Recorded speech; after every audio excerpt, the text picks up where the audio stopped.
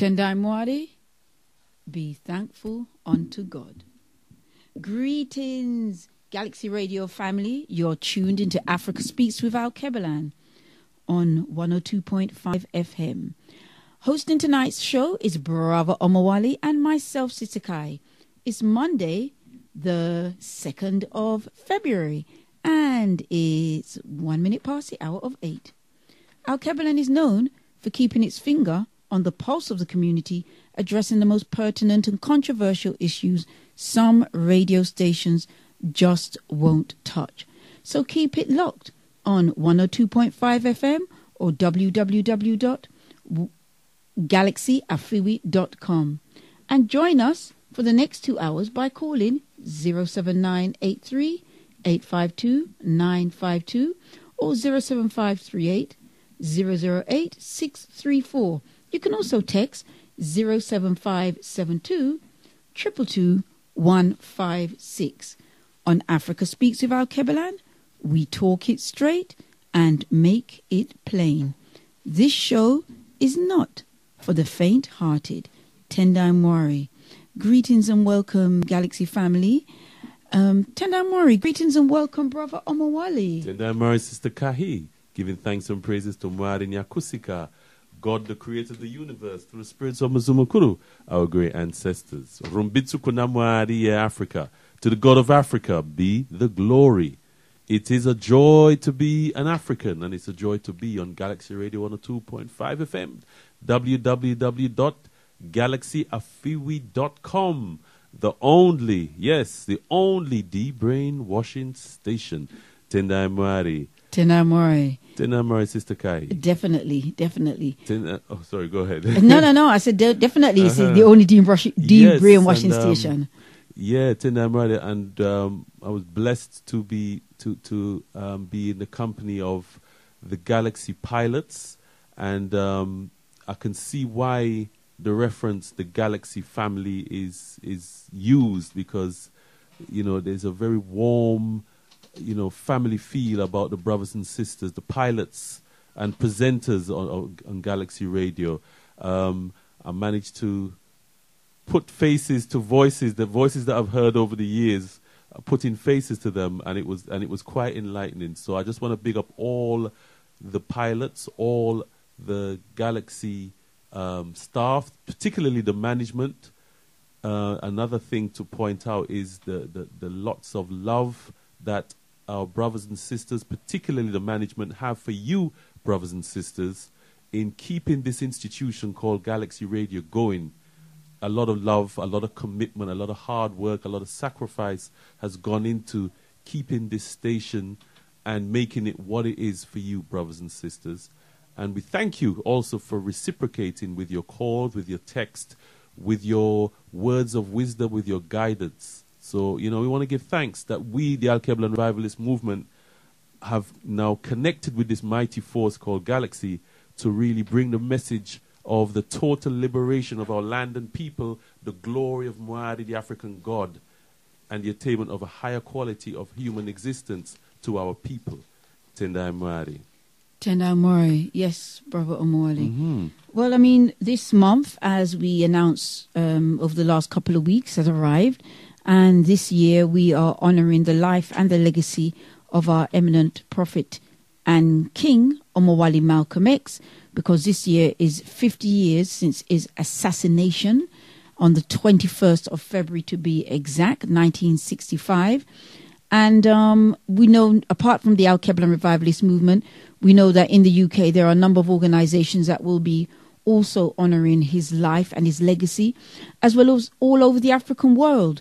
And this month we are going to be, on Africa Speaks, dedicating time to discuss who Omowale Malcolm X is, what was his message, is it of any use for us today, how can we use it to develop the African nation.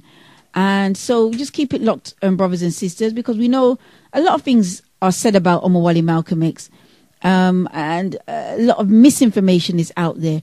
But we hope that we can take this time to enlighten sisters and brothers and bring clarity where there's confusion, my sister. Definitely.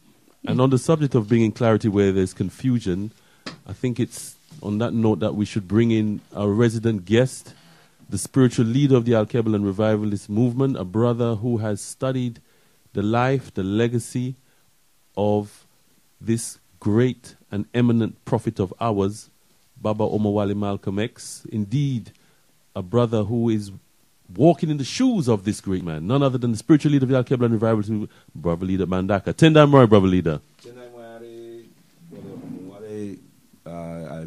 Bringing the spirit of love and unity and oneness to all our beloved and treasured listeners on Galaxy Radio this evening. I bring greetings, as always, in the most precious, powerful, and bountiful name of our motherland, Alkebu-Lan, Mama Africa, in the sacred spirits of our most gracious ancestors, and in a prayer for oneness, hope, and prosperity for all African people upon the face of Mother Earth. Rumbidzokuna Africa, to the God of Africa be the glory. Tendai Mwari. Tendai Mwari. Tendai Mwari, my brother. And this is a very, very special month for us, honoring Omowale Malcolm X, Papa Omowale Malcolm X. Tendai Mwari, indeed, a very, very important month, important period when we commemorate such a vastly important landmark in the history of African people worldwide, African people around the world. Be it known by all Africans here in Africa, UK, Africans in the UK, in other words, that Africans around the world will be celebrating, will be observing the life and legacy of the Most Eminent Prophet and King, His Excellency, the Most Eminent Prophet and King Omowale Malcolm X, during this month, including, of course, his family, his children, grandchildren, great-grandchildren. And let it not be said that Africa UK did not, in a grand way, recognize and observe this very, very important historical landmark by way of an emphatic national communal expression of honor and tribute to this outstanding contributor to the history of our people, the resurrection and the rise of our people to our total liberation. Let it not be said that each and every one of us did not play our part in supporting the various events that will be happening up and down the country. And we in the Alkebu-Lan Revivalist Movement are happy to make our humble offering to this effort by organizing our Malcolm X Observance Day, which will be on the 22nd. On Umoja Day, Sunday, February the 22nd, and it will start at 1 p.m. It commences 1 p.m. till 8 p.m., and the rest of the information our able presenters will be able to give you, and we'll be announcing throughout the program. So I'm just honored, to be able to just speak into that process, to just speak into that program of honoring and celebrating the life and legacy of Papa Omowale Malcolm X. Tendai Mwari. Tendai Mwari, my brother. And our subject matter for this evening, brothers and sisters, is Malcolm X. Are there lessons we can learn? Yeah, Malcolm X. Are there lessons we can learn? Those of us who know the sacrifice, the fact that our great and eminent prophet Omowale Malcolm X paid the ultimate price for us. What lessons have we learned, or can we learn, from this great and magnificent legacy? Some of you may not be aware of how great this particular individual was. Well, this evening we will be touching on and outlining some of the great achievements of this great man, this great hero, somebody for all our young people and our people generally need to focus on. It's very important, brothers and sisters, that we not just honor, we study our great heroes and sheroes, but also look for the Omowale Malcolm X or the Marcus Mosiah Garvey or the Harriet Tubman within, and try as best as possible to manifest that great legacy, because as our dear Mama Marimba Annie always says, we are our ancestors.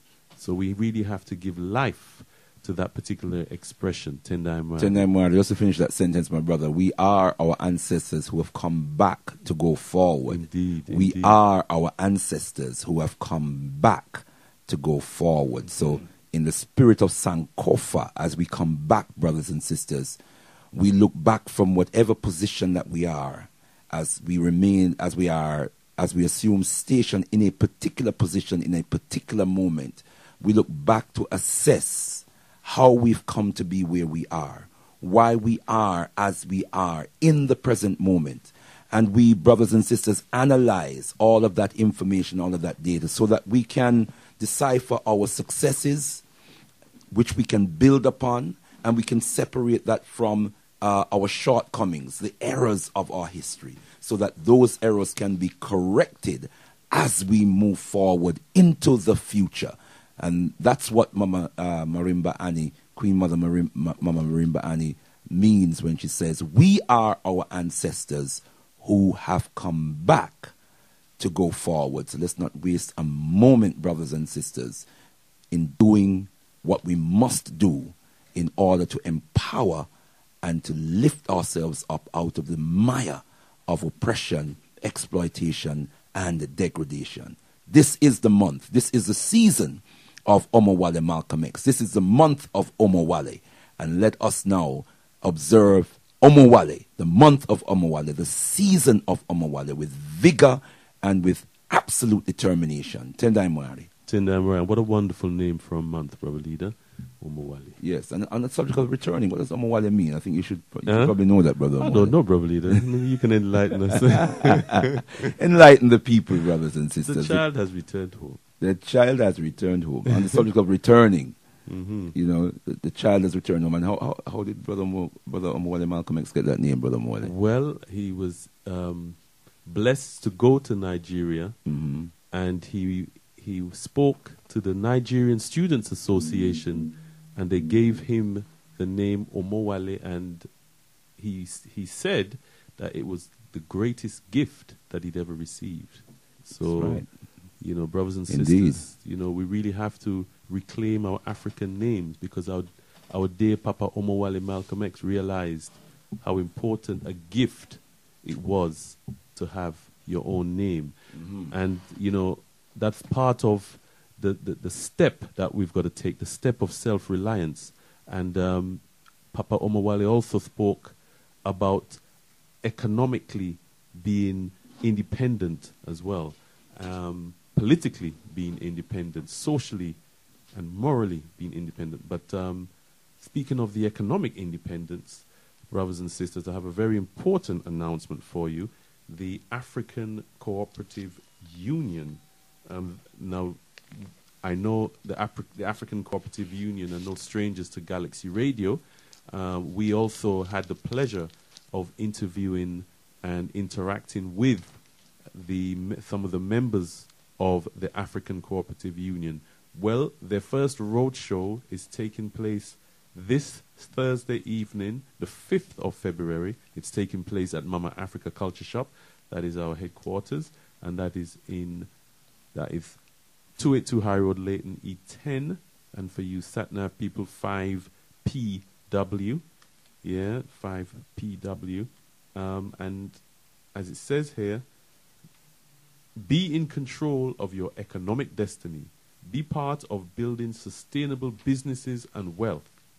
Leave a legacy for your children and future generations. Economic stability and control are building block to repairing our nation. Some very, very focused people in the African Cooperative Union, brothers and sisters. Tendai Mwari, Brother Leader? Yes, Tendai Mwari. I just wanted to throw in, brothers, just qualify some of the information you've just given to our beloved listeners. I know you can bowl it in, Brother Leader, since you're an acclaimed cricketer. Okay, my brother. You can choose the verb, but I'll just bring it. I'll just bring it. Tendai Mwari. We know that Galaxy Radio is the de-brainwashing station, and one of the things that is always good is to give brothers and sisters source of information. So on page 466 of the autobiography. In his words, let me just share with you the words of the eminent prophet and king Omowale Malcolm X.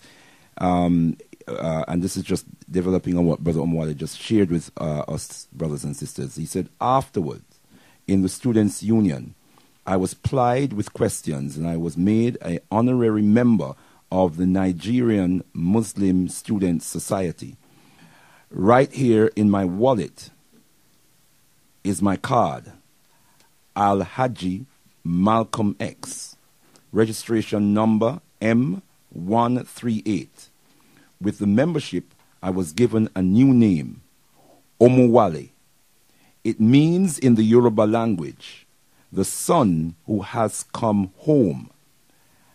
I meant it when I told them that I had never received a more treasured honor. Just read that last sentence again, if I may, Brother Omowale. Yes, I meant it when I told them I had never received a more treasured honor.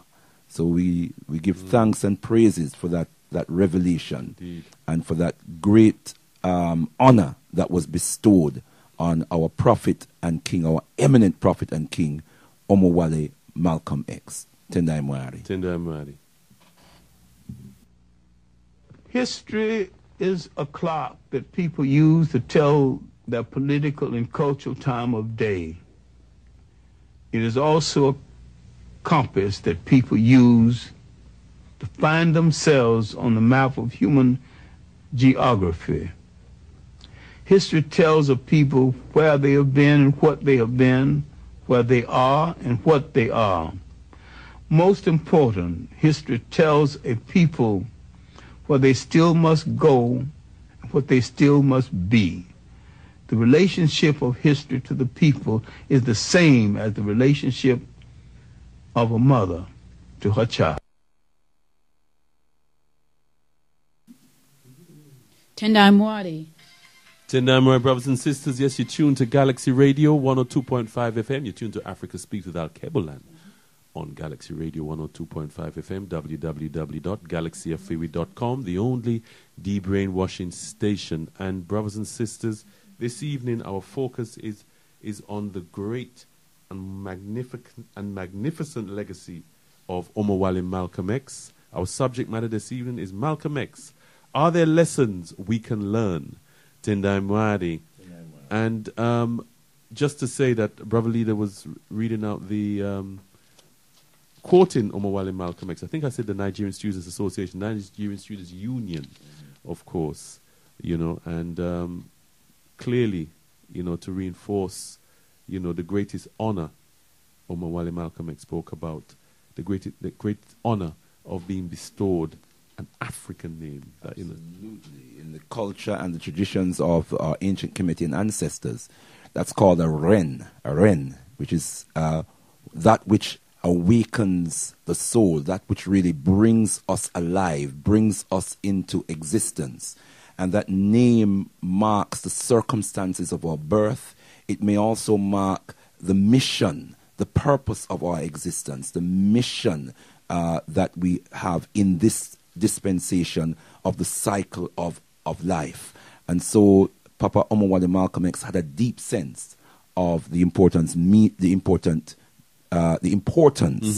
of the meaning of an African name. That's to right. him as an African person who was the descendant of Africans who had been taken away not just from the land but from the culture, from the traditions, from the folkways, from the mores, and he knew that that was a high moment of accomplishment and celebration for him in his journey. That's right, my brother.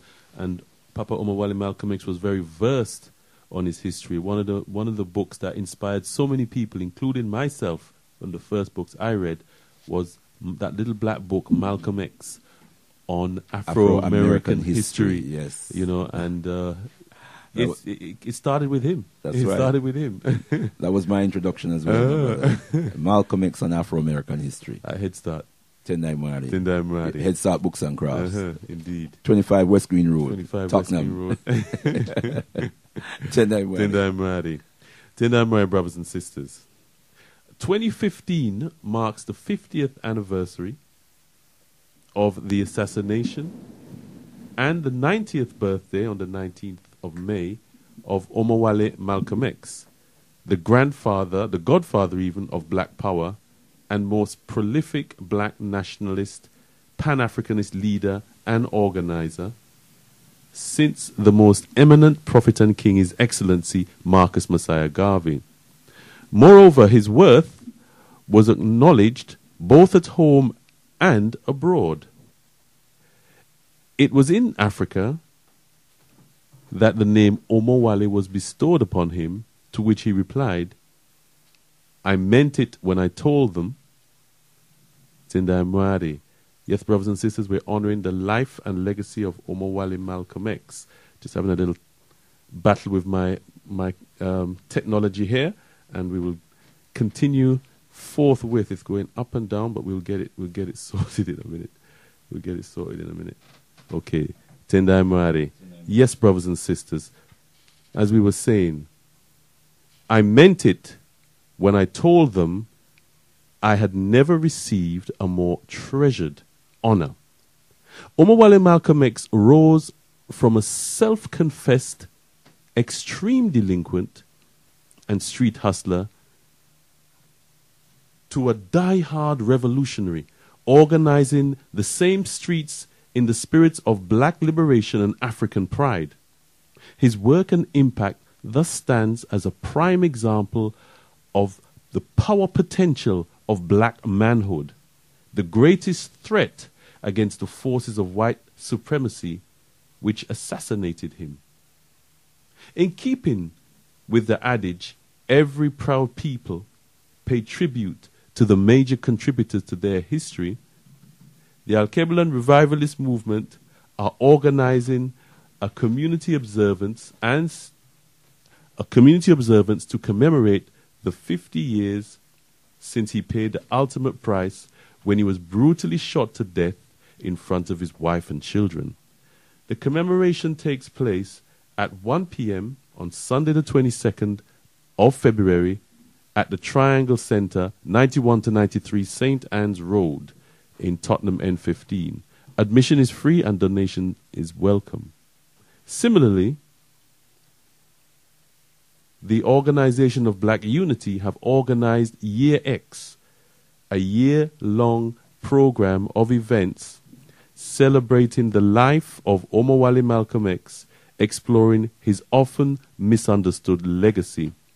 The next event is entitled What Would Malcolm X Say?, where they will be... Sorry, brothers and sisters, I'm having a little battle with some technology here, and we will get to the rest of this very, very important information about the Organization of Black Unity. And the next event, as I said, is entitled What Would Malcolm X Say?, where they will be using the words and insights of Omowale Malcolm X to analyze contemporary issue. This takes place at the AMC 339 Dudley Road, B18 4HB. That event is in Birmingham. So we're blessed, brothers and sisters, to have with us shortly Brother Kainde from the Organization of Black Unity based in Birmingham. He will be with us shortly. Tendai Mwari. Afrique est pleine de tristesse de voir nos familles mourir. Ne touchons pas nos malades, ne touchons pas nos mourants. Tout le monde est en danger, les jeunes et les anciens. Il faut agir pour nos familles. Ebola, Ebola, invisible enemy. Ebola, Ebola, invisible enemy. Ebola, Ebola, invisible enemy.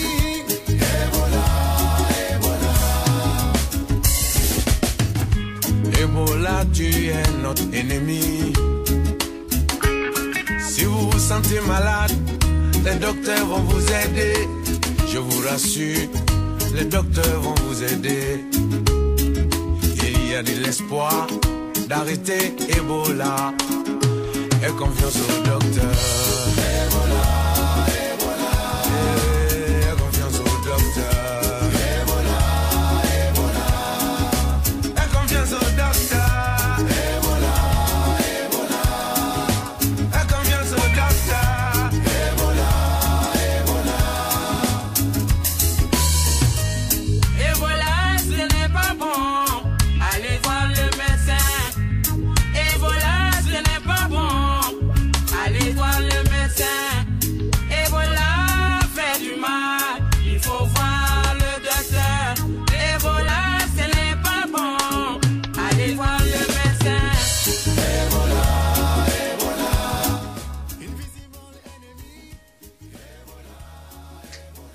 Tendai brothers and sisters, you're tuned to Africa Speaks with Alkebu-Lan on Galaxy Radio 102.5 FM, www.galaxyafiwi.com.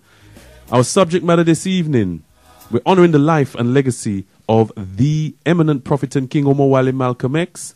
And our subject matter this evening is Malcolm X, are there lessons we can learn? Tendai Mwari.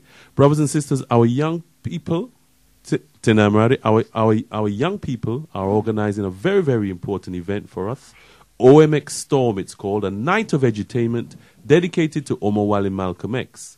Now, this is on Friday the 27th of February, so that's the following Friday after our Omowale Malcolm X observance.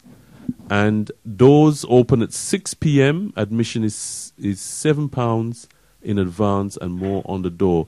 This is at the Caribou Centre, which everybody I know knows. Everybody in South London knows, certainly. 7 Gresham Road in Brixton, SW9 7PH. And on the bill, brothers and sisters, are, well, first of all, there's a wonderful presentation about the life and legacy of Papa Omowale Malcolm X. And then there is our young there are young people ministering us, singing and playing instruments, spoken word, and we have featuring Swiss of Soul Solid, who is very well known in the in the spoken word community. We have Empress Imani, who is a powerful sister, Mikel Amin, Raspek Fire Bingi, Soldier MC, amongst others. And the event will be compared and hosted by none other than Shakara Mbandaka. So, brothers and sisters, for more information, you could inyasha.shubs.com is the site. That's INYASHA. inyasha.shubs.com. That's the site. Or you can call 07-834-260-588 for tickets. Advance tickets are available online at, as I said, inyasha.shubs.com. Tendai Mwari. Yes, brothers and sisters, as I said, we are blessed to have our brother Kainde from the Organization of Black Unity. Tendai Mwari, greetings and welcome, my brother Kainde. Oh, it's our pleasure. It really is, my brother. Now, tell us about the Organization of Black Unity. Why? Go. Yeah. Why did you set it up? The Organization of Black Unity is based 100% on Omowale Malcolm X's Organiser of African Americans, which he started in 1964, and it features political legacy. And he essentially says that what we need to do is come together as a people, have a mass member organisation, and an organisation that deals with education, young people, defence, and among other things. So that's what we've done in Birmingham. We said, look, it's time to make a start in doing this. My brother Kainde, I do apologise. Unfortunately, if you can just start again, just to reintroduce yourself to our listeners. You weren't clearly on air, yeah? Okay. Yeah. Right. So start from the top, my brother. Okay, I was just saying that the Organisation of Black Unity is set up in the image of Omowale Malcolm X's Organisation of Afro-American Unity, which is the political legacy that he left behind. And this was the organisation he was started in 1964 and was building when he died. And what he basically says with the organisation is you want mass members, so people pay to be in the organisation. That means we can be self-depending, depending on ourselves. And also you want to then try and organise around education, health, young people, try and bring together organisations in the community in order to go forward effectively. So that's what we're trying to do in Birmingham. Right. So you organise around education, health, and young people. Education, health, young people, it's political action department, and also economics. Right. So what is your role in the Organisation of Black Unity? I'm the chair of the organisation. The idea for the organisation came out of my PhD, actually. So I was studying the supplementary school movement. Right. Trying to find in Saturday schools, I was trying to see whether you could whether there was any legacy of black radicalism, where there was that legacy of this kind of politics I'm talking about. And what I found from the movement was it was a bit limited. There were some opportunities there, but it wasn't enough. And that's when I came across the Organisation of Afro-American Unity and decided that's the perfect idea, that the blueprint's there. It doesn't need to be rethought. Right. We just run it exactly as Omowale Malcolm X had planned. Okay, right. Now, you spoke about schools. Can you just explain how you've applied your PhD to the organisation? How have you sort of made it manifest via the organisation? Yes, so in my PhD there was basically two questions. One was, what is black radical or Pan-African politics? Like, what does it mean? What does it mean? What does it mean to follow that politics? Essentially, it breaks down to the diaspora connecting back to Africa, independent politics, independent organisations. And then the second question for my PhD was, well, how can you make that exist in 21st century Britain? And so that's what we're trying to do effectively with the organisation. So two of the projects that we have in a minute, one of them is trying to restart the Mosiah Garvey nursery, which is the oldest, I believe, black-led nursery in the country. And we're trying to restart that again as something for the community. We're trying to restart it with community money. So we're selling shares. Anybody's welcome to buy shares. Okay, just if you back up a little bit, the Mosiah Garvey nursery. You said it's the old. Give us a little bit of background on the nursery. Yeah, so the nursery was founded, I believe it's the oldest, it might not be, so if someone wants to correct me, it's an older one. All right, where was it founded?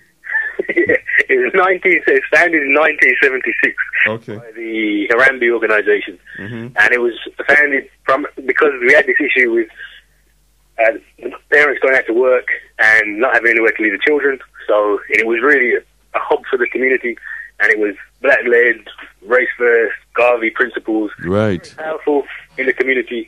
And it was open until 2008. And then there was some difficulties that the Harambee Organisation and the nursery got into. To keep a long story short, they basically wanted to refurbish the nursery, and they fell into a lot of debt trying to do it. Right. And that was where the wheels came off. Okay, that's So we're trying to, essentially what we have is a building, it's a big building, 3 stories. There's a shell of a building, but there's not really anything in there. There's no floors, there's no electric, there's no gas. So we're trying to raise the money in order to reopen that building. Okay, and where are things at the moment? So far, things have been slow. The share sale hasn't been as quick as I would like, to be honest. But we do have around £20,000 to work with. The plan is to spend that money trying to get the work started. But we're going to need to raise a significant amount more money. So we're going to be re-pushing the shares. Also, if we can get some. So tell us a little bit about these shares. Tell us a little bit about these shares. How are they issued publicly? The Mosiah Garvey Nursery Company is owned partly by the Harambee Organisation, and the rest of it's owned by the Organisation of Black Unity. We're basically selling 24% of the nursery. We're trying to raise £24,000 to do that, and the public can just buy one share, however many shares you like, £50 per share, and all the money goes to trying to reopen the nursery. Okay. The details of this are on www.blackunity.org.uk. Right. Okay. So there's information there on the website for brothers and sisters who want to invest in this particular project. Yeah, it's a good investment as well, actually. So we valued the nursery at about £100,000 now. Once the nursery is open, it will be worth at least £300,000 to £400,000. And then the plans are then to establish more nurseries. So it's a long-term investment. There's no profit made out of the shares, so we don't issue share dividends. But people are free in the future to sell their shares for a profit if they wish. So it's a long-term. We've kind of played it as a long-term investment. Okay. Shares will be worth a lot more in the future. Right. Now, obviously, you are ably assisted by brothers and sisters. Are they young people? Or are they who is it that is assisting you with the program? It depends what I mean by young people. Okay. Well, I don't see much anymore, but it depends. I guess how old you are. Okay. It's relative. 30s. The people who are really heavily involved are around 30s, late 20s, early 30s. Okay. But we're definitely trying to reach out to young people. Actually, one of the events we have coming up this year is we're having a Malcolm X youth conference in May to try and get the young people on board. Right. Do you have a youth conference? Tell us a little bit more about the youth conference. Our youth conference is part of, we're having this Year X, which is 12 events for Malcolm X, and Okay. we thought May will be May 19th is Omowale Malcolm X's birthday. That's it, right. 90th birthday, and so we thought the youth is very passionate about the youth and trying to get youth involvement.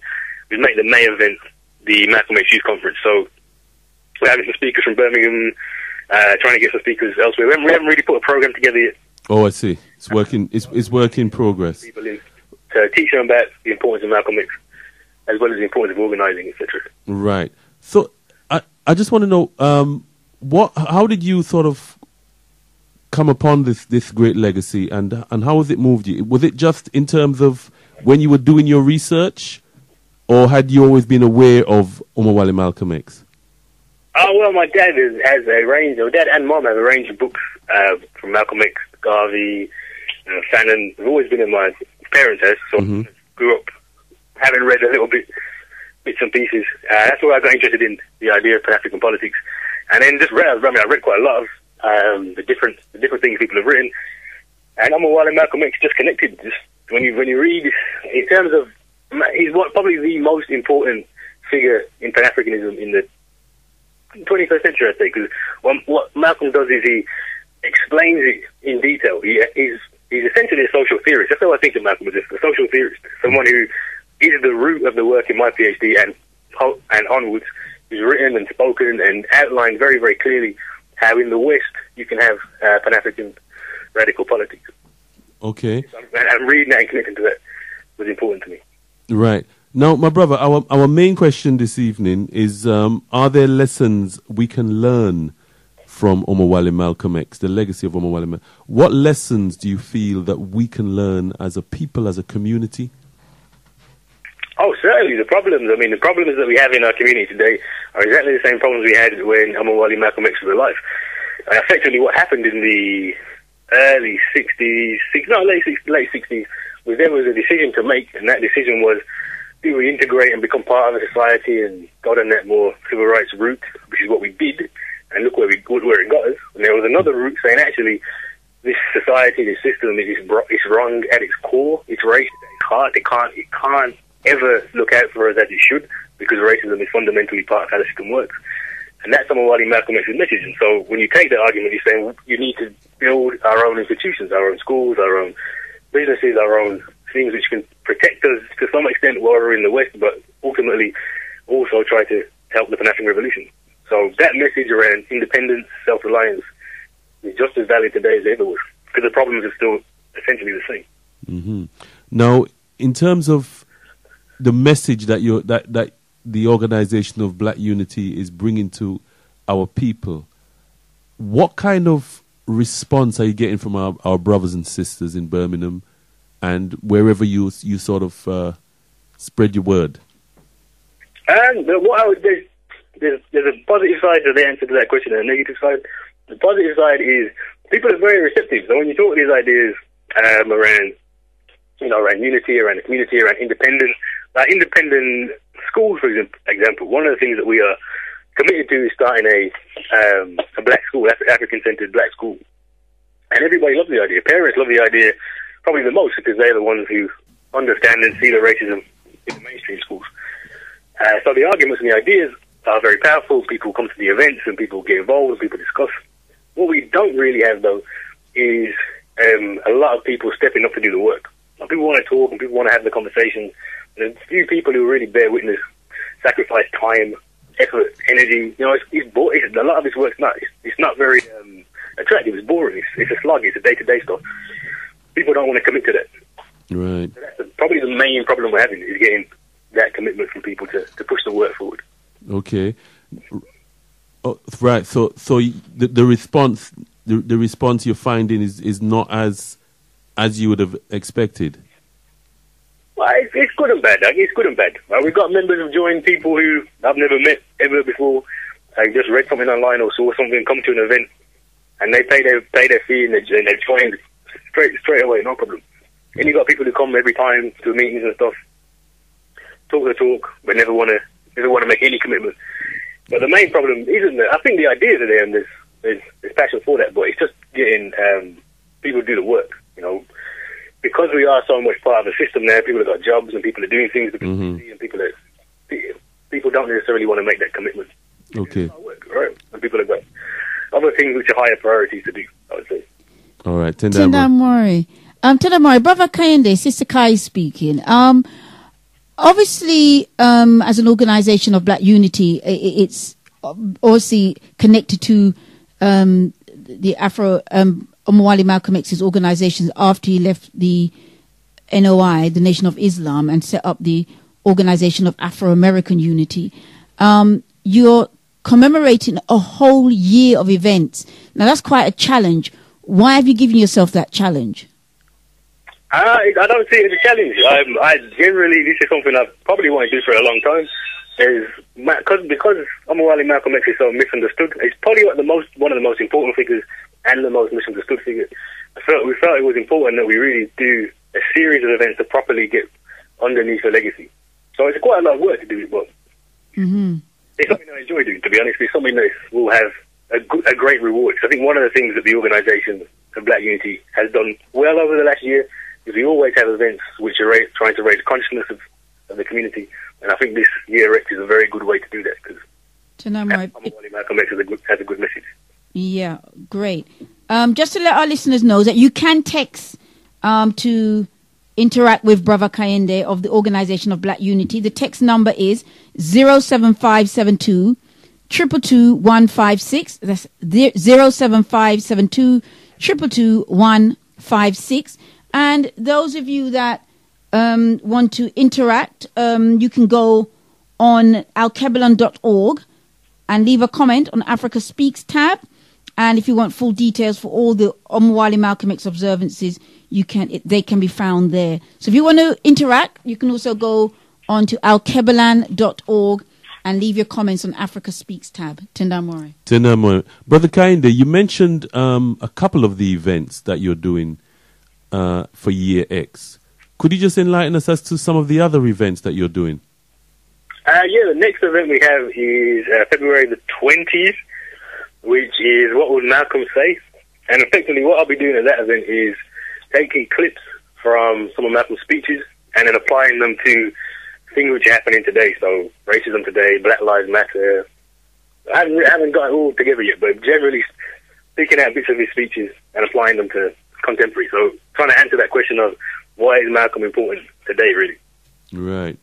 Okay. And then we're going to show, there's a really good film about Malcolm, the Make It Plain. I don't know if you... Yes. Excellent film. So we're going to show that in March. Then we're going to do an event. The Ballot or the Bullet is one of Malcolm's most powerful speeches. It's about voting and whether you can get progress in the elections or whether you need to do something a bit more radical. So we're going to have a whole discussion based around that idea. The elections coming up in May. How much can the vote give us, and how much is your vote worth, effectively? Okay, Tendai Mwari, my brother. Right, Brother Leader Bandaka, we have Brother Leader Bandaka of the Alkebu-Lan Revivalist Movement in the studio with us.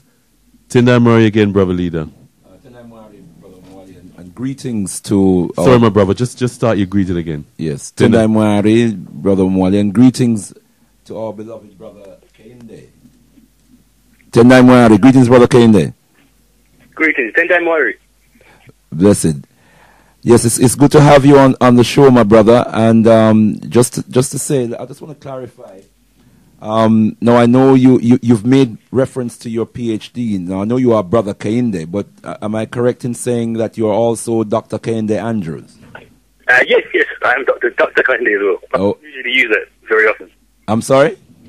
I don't usually use it very often, but yes, I am Dr. Kayinde. Yeah, just so the people know, and you are a senior university lecturer and reader in sociology. Is that correct?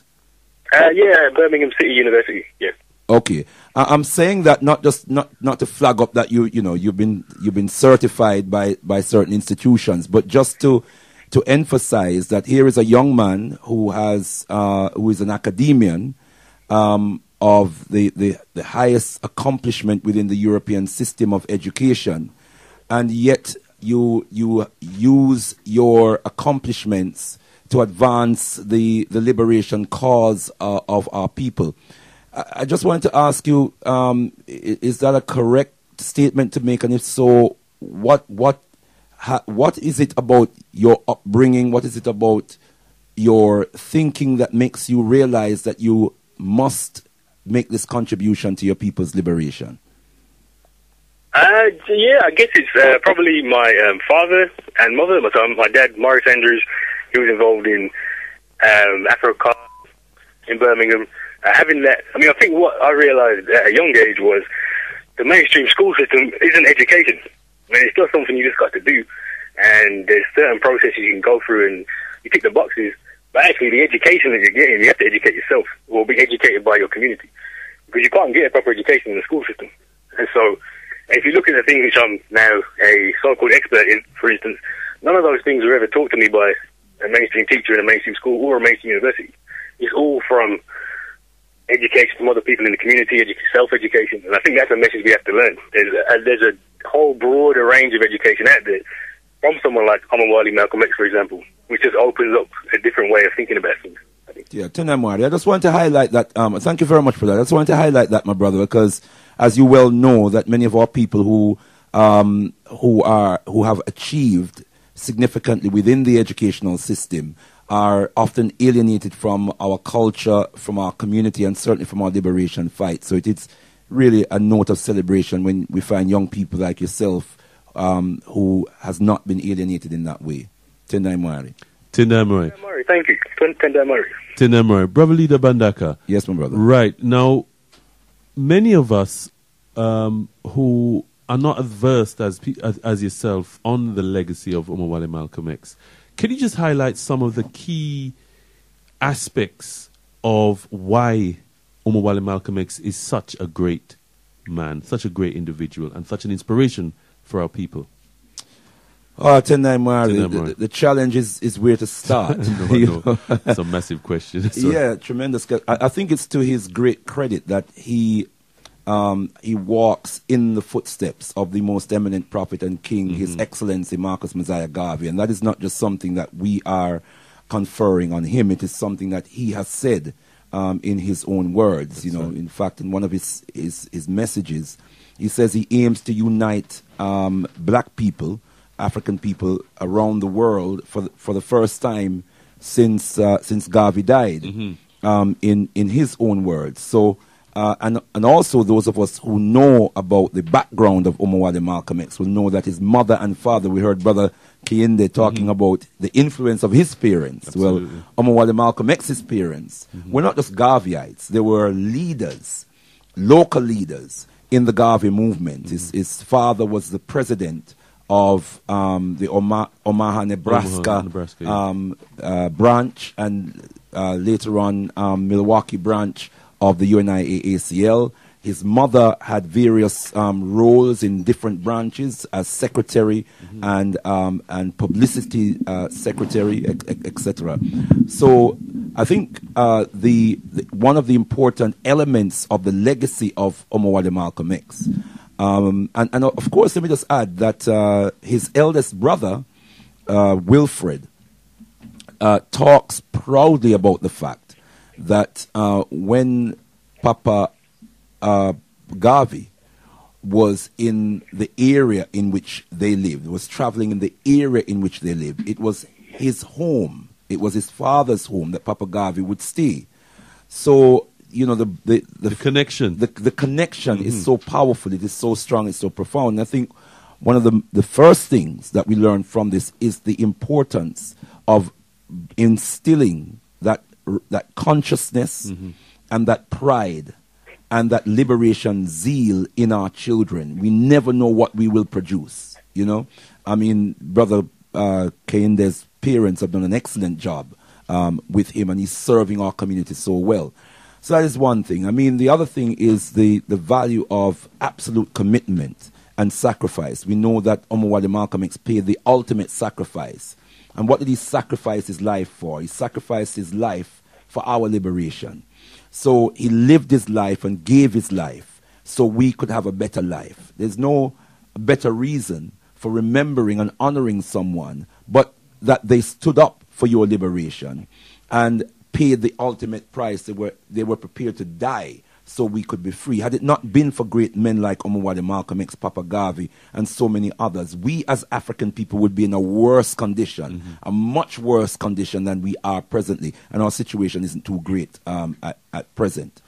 The other thing is that we need to understand is the clarity of Papa Omowale Malcolm X's message. Yeah. That he clearly defined himself as a black nationalist freedom fighter. And he said his political philosophy, his economic philosophy, his social philosophy is black nationalism, meaning that we must control the politics and politicians of our own community. We must control the economy of our community, and we must control the society in which we belong, control the housing, control the education, control all the institutions of our community. And he talked very emphatically about nation building, the need for us, as Papa Garvey did, the need for us to organize ourselves as a nation of people. And then there is the Pan-African element. So there's this nationalist element, but there's also the Pan-African element, that he recognized that our source, the source of our origin, is our motherland, Mama Africa, and that our liberation fight had to be linked up with the liberation movements of the African continent. He traveled, and in fact, almost 6 months out of the last year of his life was spent as a result of 2 trips he made to the motherland. And, you know, we hear about the trip to Mecca very often, but we don't hear about the trips to the motherland. And in fact, most of the last year of his life was spent in the motherland. That's it's profoundly important. And it was very, very important to him. And of course, he has a lot of pronouncements on the importance of Africa to us as African people, the importance of African consciousness to us as African people. He says, show me a black man who hates Africa, and I will show you a black man who hates himself. You cannot hate Africa and love yourself. If you hate Africa, you will also hate yourself. So all of those elements are absolutely important and relevant to the value of Omowale Malcolm X. Let me just very quickly mention one other important element. He was also a family man, and we must never ever forget that. He was born into a family of conscious Africans, raised in that family, and a family that rallied around him as a young man when he was imprisoned, because he went wayward because of the vicious effects of white supremacy, American imperialism, in a very oppressive phase of the African history and experience in America. He turned to crime, and he tells us he was an extreme delinquent in his own words.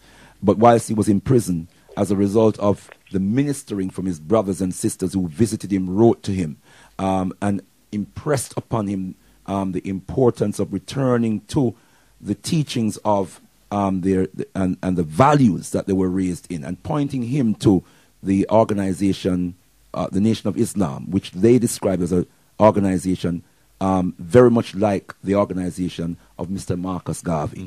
And that is what inspired him to join the UNIA. But also, he created his own family with Mama Betty Shabazz. They had 6 children. 2 of them were in the womb when he was assassinated. But the importance of that is that he was a committed and dedicated father who made a lot of pronouncements on the need for us as African men, as black men, to be constructive in our roles as fathers and as husbands. And he was committed to his family, as is attested by his wife and soulmate, his queen goddess, Mama Betty Shabazz. So all those are the elements that I think that makes the message of Papa Omowale Malcolm X very, very relevant. And of course, the issues that he was battling against in his time are still very relevant today. Tendai Mari. Tendai Mari, brother leader. Tendai Mari, brother Kinde. Right, we're going to have a little snippet of the man himself. Tendai Mari. Tendai Mari. And just to remind sisters and brothers that you can text in on 07572 222 156. That's 07572 222 156. Also, you remember you can go online to Alkebu-Lan.org, where you can where you press the tab Africa Speaks, and you can join the discussion there. Just to say, brothers and sisters, we've been talking about Omowale Malcolm X. Here's a little taste of the man.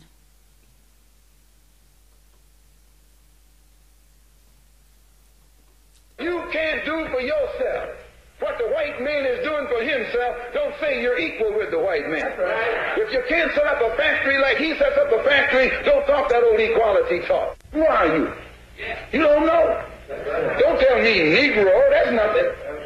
What were you before the white man named you a Negro? And where were you? And what did you have? What was yours? What language did you speak then? What was your name? It couldn't have been Smith or Jones or Bunch or Powell. That wasn't your name. They don't have those kind of names where you and I came from. No, what was your name? And why don't you now know what your name was then? Where did it go? Where did you lose it? Who took it? And how did he take it? What tongue did you speak?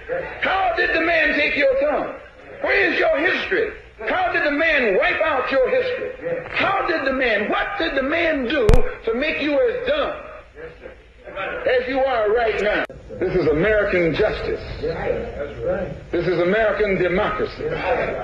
And those of you who are familiar with it know that in America, democracy is hypocrisy.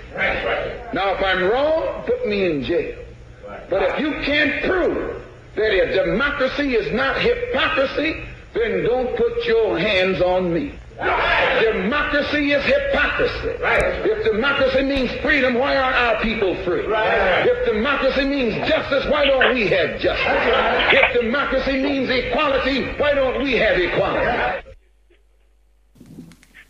Now, my brothers and sisters, you're tuned to Africa Speaks with Alkebu-Lan on Galaxy Radio 102.5 FM, www.galaxyafiwi.com. Tendai Mwari. Our subject matter this evening, brothers and sisters, we're honoring the life and legacy of Omowale Malcolm X. And our subject matter this evening is Malcolm X. Are there lessons we can learn? And we've been interacting with our brother Kainde from the Organization of Black Unity. Tendai Mwari, brother Kainde? Tendai Mwari. Tendai Mwari, my brother. Now, I know you're a very, very busy man doing some tremendous work for our people. Thank you. And now you're on another program. So, any sort of closing comments that you'd like to share with our listeners? Just really to reiterate what Brother Leader was saying about Omowale Malcolm X and how important his legacy is. Really just expect the people to look up and read some Malcolm's speeches or listen online. Malcolm's also very, very funny. Actually, when you listen to what he's saying, he's a very entertaining speaker. And if anybody is interested in the Organisation of Black Unity, to visit www.blackunity.org.uk to find out more details. www.blackunity.org.uk. Yes. Okay, thank you very much, my brother. Tendai Mwari. Thank you very much. Yep, brother Kainde, brother Leader Bandaka here. Just to say to you that we hope to link you. I think I understand that you'll be intending to link us in the month with one or two, both of our events. So we look for. Yeah, OMX Storm. I will be at OMX Storm. Okay. We look forward to that. We say Kanamwari that by the grace of or by the will of the Creator. But let me also say that we will hope to join you at some point during the year, more than once. We hope for what you call it again, Year X. Year X. That's a wonderful concept, wonderful, powerful concept, and we wish it's going to be very, very successful. And also, can you just say a word of thanks to your beloved parents for me, please, for the work, the gift that they have given to our world community in your good self, my brother. You are a credit. Thank you, Tendai Mwari. Thank you for that. Tendai Mwari. Tendai Mwari, my brother. Too much praise, but Tendai Mwari. You should say all praise is gratefully received, my brother. It is. Yes, Tendai Mwari. All right, give thanks, my brother. Thanks for your contributions this evening, Tendai Mwari. Thank you. Yes, brothers and sisters, that was Brother Kainde of the Organization of Black Unity, and there are a number of brothers and sisters involved with Brother Kainde, really doing some tremendous work with that nursery. Please, brothers and sisters, please visit www.blackunity.org.uk to find out more about how you can support them, buying some shares. The nursery is there. It's very much a tangible building. You can see pictures, etc., of the building. Yeah, so make sure you tune in. Tendai Mwari. Tendai Amore. Just to remind brothers and sisters, they can text us on 07 572 222 156. And we got a text here from Desirioff, and it says, Malcolm X says, our history was destroyed by slavery. Who taught you to hate yourself by any means necessary? I have no fear of anyone. Vudum, the true black revolutionary. Homage, salute. Tendai Amore. Brother Leader Bandaka. And sorry, Brother Omowale. I do want to play all right, okay. Just a few more words from Omowale Malcolm X, but just another text from Sister Jackie. It says, greetings. Can you say the website again for more info on the Gresham Road Show? And it's Alkebu-Lan, ALKEBULAN.org. All the information on the OMX storm and the observance on the 22nd you can get from the website, but we'll give you the details a little bit later. Yes, and we have a text here from, that's from Empress. How can one get in touch? I hope the information that we've given you from Brother Kayende Andrews of the Organization of Black Unity is available. Tendai Amore. Tendai Amore. Tendai Amore, brothers and sisters, just in terms of the texter with the Gresham Road Show, that's OMX Storm, and that's at the Caribou Center, 7 Gresham Road, Brixton, SW9 7PP. It is Friday, the 27th of February, and it is, well, you know it's at Gresham Road, you know the Caribou Center, and it's from doors open at 6 p.m. It's £7 admission, and more on the door. More on the door. Tendai Amore. Not to forget, brothers and sisters, the very, very important, there's 2 events that week. Our Malcolm X Observance Day is on Umoja Day, Sunday the 22nd of February, starting 1 p.m. to 8 p.m. And at the Triangle Centre, St. Anne's Road, Tottenham, N15. So we want brothers and sisters in your massive numbers at both events. And it's a free event as well, brothers and sisters. Donations welcome. Donations are... yeah. Yeah, the observance on the 22nd. Yeah, donations are free at the point of entry. Let's emphasize that. But we will want healthy contributions from brothers and sisters. Sorry, Sister Kai. Tendai Amore. Let's listen to Omowale Malcolm X.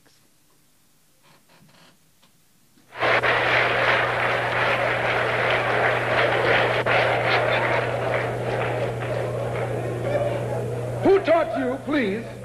Who taught you to hate the texture of your hair? Who taught you to hate the color of your skin to such extent that you bleach to get like the white man? Who taught you to hate the shape of your nose and the shape of your lips? Who taught you to hate yourself from the top of your head to the soles of your feet? Who taught you to hate your own kind? Who taught you to hate the race that you belong to? So much so that you don't want to be around each other. No, before you come asking Mr. Muhammad, does he teach hate, you should ask yourself who taught you to hate being what God gave you.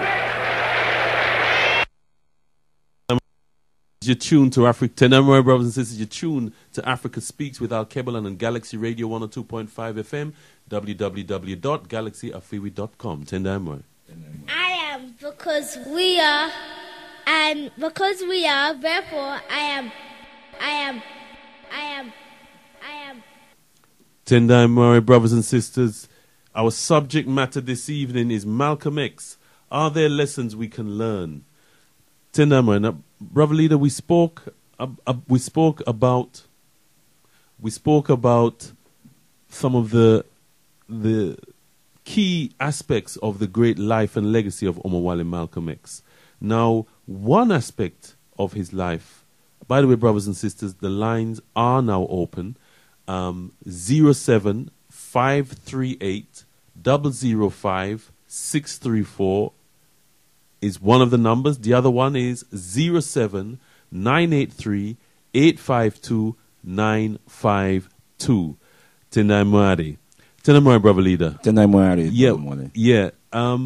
Now, a lot of our youth are particularly inspired by that strong character of Omowale Malcolm X, who stood up and spoke truth to power.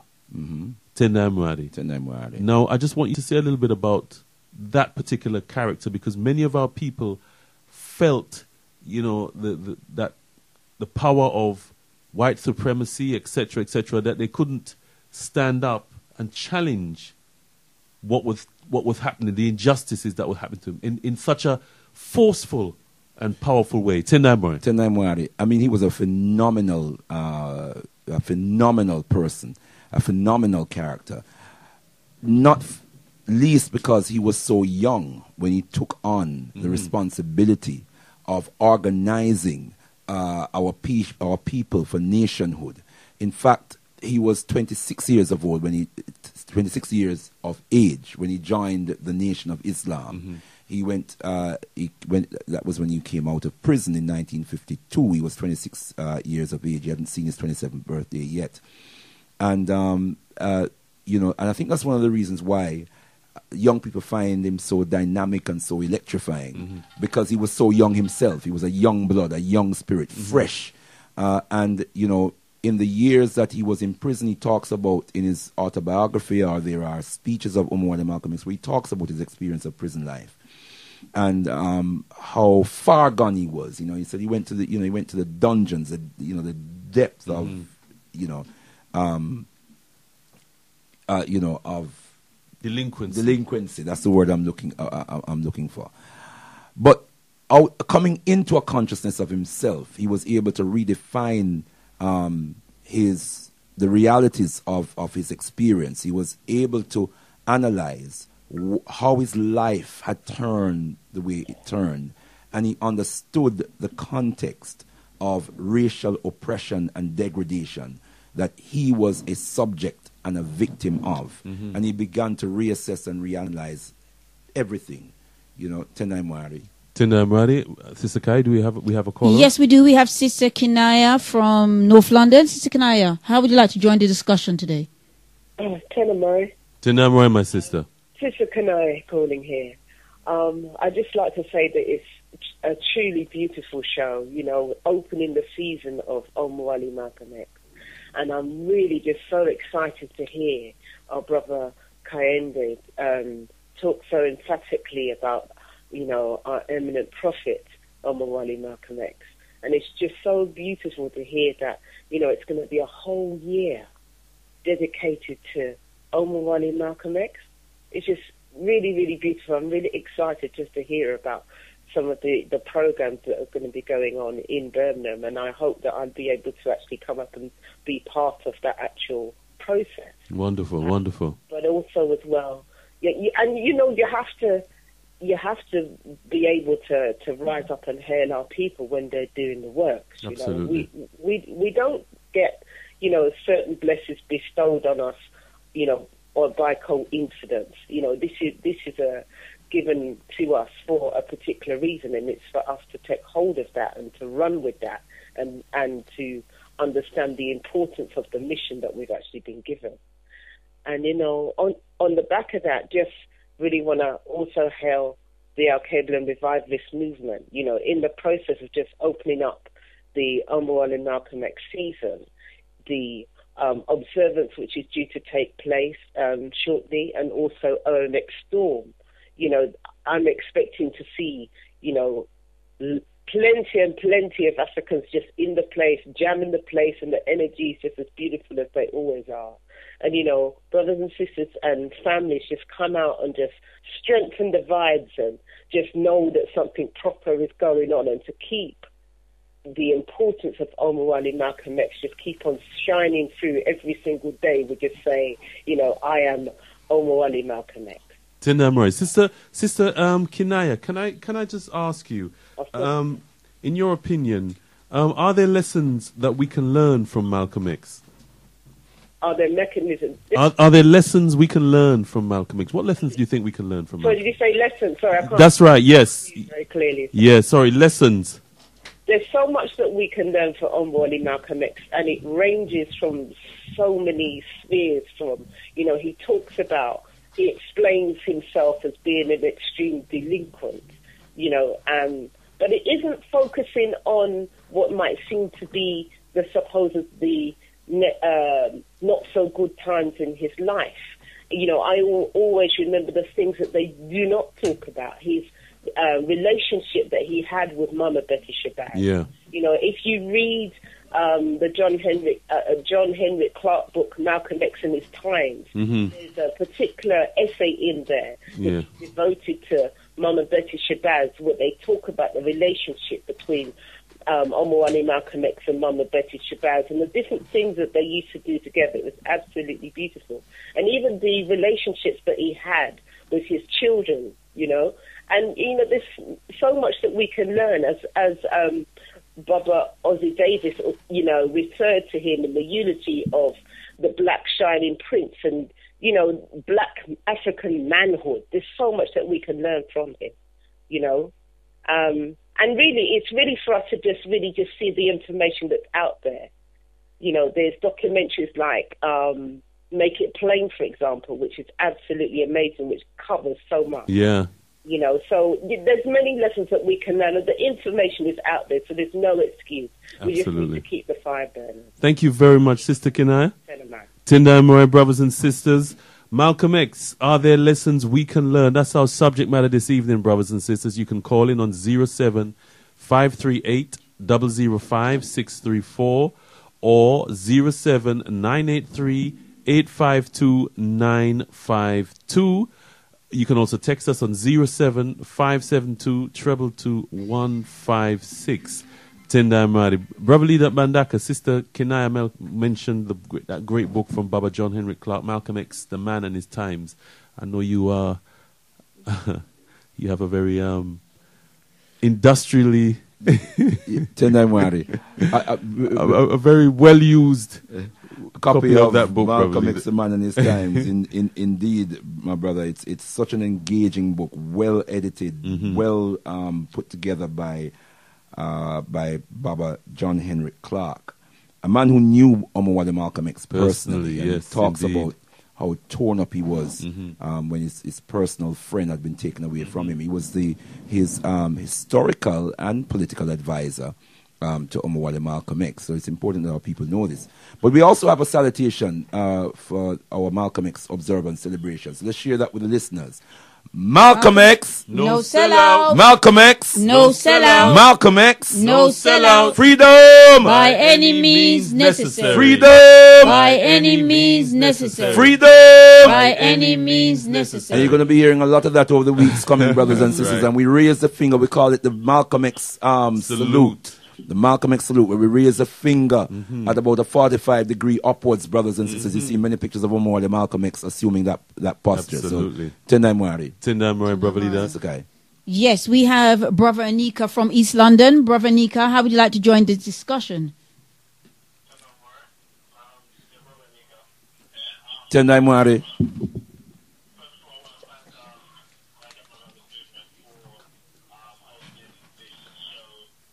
Africa Speaks on Galaxy Radio, obviously opening the Omowale Malcolm X season and month.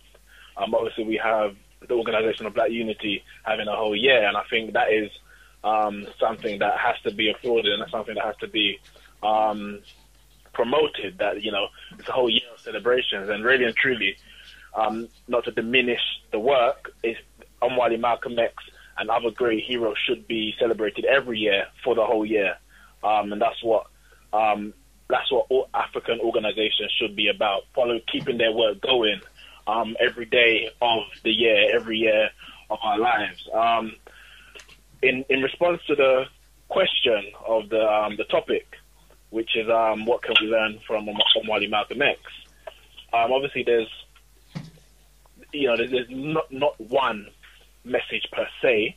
You know, there's a lot of Malcolm X has a lot of different teachings, but I think a couple that, you know, you can say strike home for me is one, you can say a message of humility, humbleness, and also, well, your first a message of humility and humbleness in terms of we know the life that he had and the things that he done, but he was able to humble himself, one, first to his older brothers, even younger brothers and sisters, who basically showed him the right way, made him return to the path that he was on in the first place, humbled himself to the processes and the different rules and regulations of the organization that he's joined. You know, when he was on the street, obviously there are rules and regulations that come with the street, but you're really your own person. You know, and he was somebody. You know, right? He had people in his pocket, and he was running things, but he had to humble himself to the processes and of the organization. He had to humble himself to Elijah Muhammad, the leader of the organization, and other leading members of the organization. And he was able to do that. He was able to accept and confront his own faults in his life. He was able to look at himself, as we say, in the mirror of Ma'at, to really analyze himself. And it was only from then that he could actually challenge us as a people. He couldn't do it on the back of denial, you know, denying the wrongs that he had done, because it wouldn't be right of him to then challenge others. If he absolutely himself, he did that, and it makes his message even that more profound. Because as a young person, and I know a lot of young people who have gone wayward, they can look at that and say, you know what? Even if I do take that path, or even if I do, go astray, there's always a way back. I think it's also a message for me, you could say the adults, the elders of this generation who... Sorry, this line is very bad. I'm not sure if you're getting it. Yes, we're getting it for elders as well, you're saying? Yeah, okay. In the sense that we have a lot of young people who have died in police custody or the hands of the law, the hands of the state. And if we take Mark Duggan as one example, and many perpetrate the rumor that he was carrying a gun or that he was a gangster, and that being a legitimate reason for the police killing him. Neither that is fact. But fantasy. Even if he was in that state or in that situation, the fact is Omowale Malcolm X had been in that situation, and look how it came out at the end. So anytime a life is taken of an African young person, that's a possible Omowale Malcolm X. Absolutely. A possible Patrice Lumumba. That's a possible Marcus Mosiah Garvey. And that's the way we have to view it. So we have to realize that every one of the young people, every person, every African has that potential within them.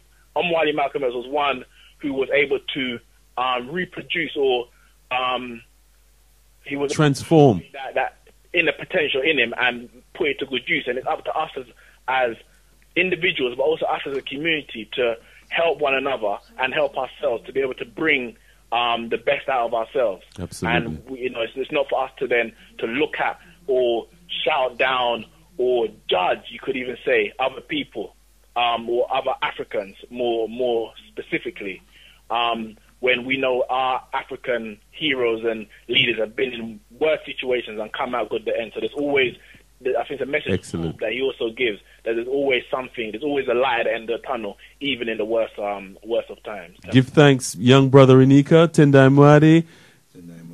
Tendai Mwari, give thanks to our young brother Inika, very much inspired by Papa Omowale Malcolm X. Great contribution. We have Brother Muhammad on the line. Tendai Mwari, Brother Muhammad. Yeah, greetings. You're missing the central point here, which makes this conversation tonight a little bit naive. Well, it's actually the embracement of Islam as a way of life which made Malcolm the man that he was. Okay, so are you saying that... Because let me explain. Because prior to embracing Islam, he led a criminal life. And it was the embracement of Islam that took him out of that criminal life and made him the man that he was. Okay, Tendai Mwari. Brother Leader Bandaka, do you want to... My second point is, why aren't you emphasizing that? Tendai Mwari, Brother Leader, do you want to address that? Well, Tendai Mwari... Why are we not emphasizing transformation to Islam? Well, Tendai Mwari... Talk about Malcolm without talking about Islam. That's very stupid and very naive. Oh, well, Muhammad, there's nobody stupid here. Nobody's stupid here, Brother Muhammad. We don't use Brother Muhammad. The man that he was. Sorry, Muhammad. We don't use that kind of language here. We don't call each other stupid. I mean, if you were following a teaching that is respectful, then you would know that you don't call people. You don't phone up a radio station and call presenters stupid. So I'm not too sure what teachings you're following, but it's rather disrespectful, brother leader. Well, No, it's not disrespectful. It's a fact. Hold on.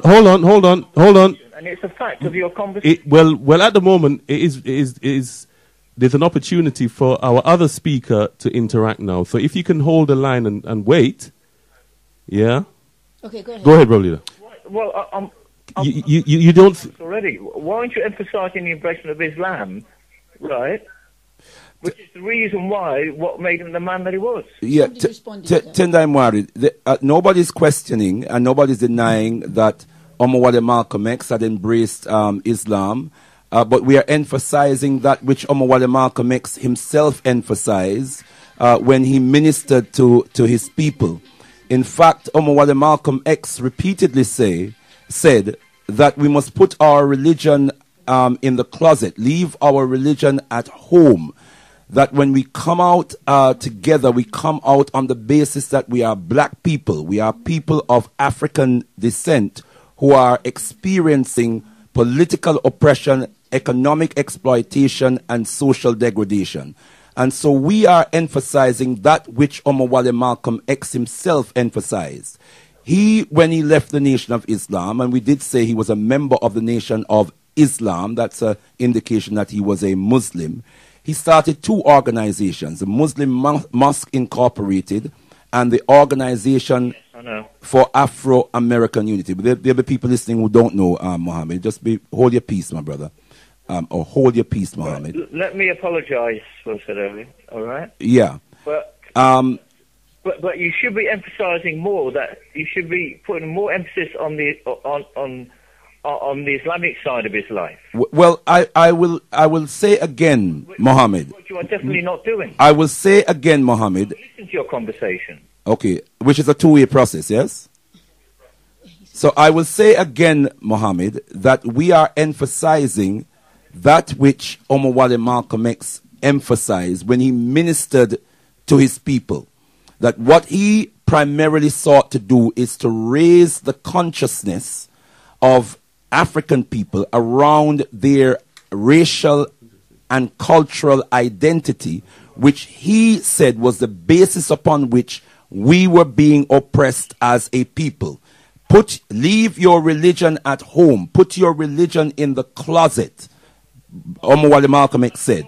You should be practicing your religion outside your home as well. No. I am simply quoting his words. So that his primary thrust was not to Islamize the African world, but to raise racial consciousness and to organize us around our own racial and cultural identity. African-centered which is our African cultural and racial identity. That was the essence of Malcolm X's message. Okay, Mohammed. That he was. I'm sorry? That still does not disguise the fact that it was the embracement of Islam that made Malcolm the man that he was. Well, I think that is debatable. I think it is correct to say that joining the Nation of Islam, sorry. Are we going to have one? You know, Mohammed, I didn't interrupt you once when you spoke. Have you noticed that? You know. I would think that as a religious man, you would want to demonstrate the best of your religiosity on the radio this evening. And show that you can be polite and speak as well as listen. So why aren't you emphasizing more about the embracement of Islam, which is what took him from the man that he was to the man that he is? You are inducing me to repeat something I've said about 2 or 3 times already, which I'm reluctant to do, Mohammed. And we need to move on. Thank you, Mohammed. We have other callers on the line. Thank you very much. All right, next we have Delani on the line. Tinda Murray Delani. Is Delani there? Tinda, okay, we're going to get Delani shortly. Tinda Murray, brother leader.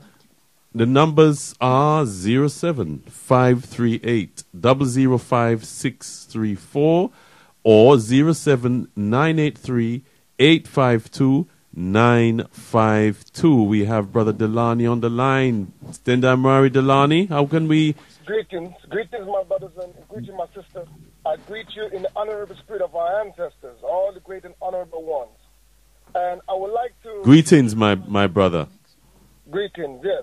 And on the subject of Malcolm X, my brothers, I would like to just read a quote from Malcolm X. It's a very short one.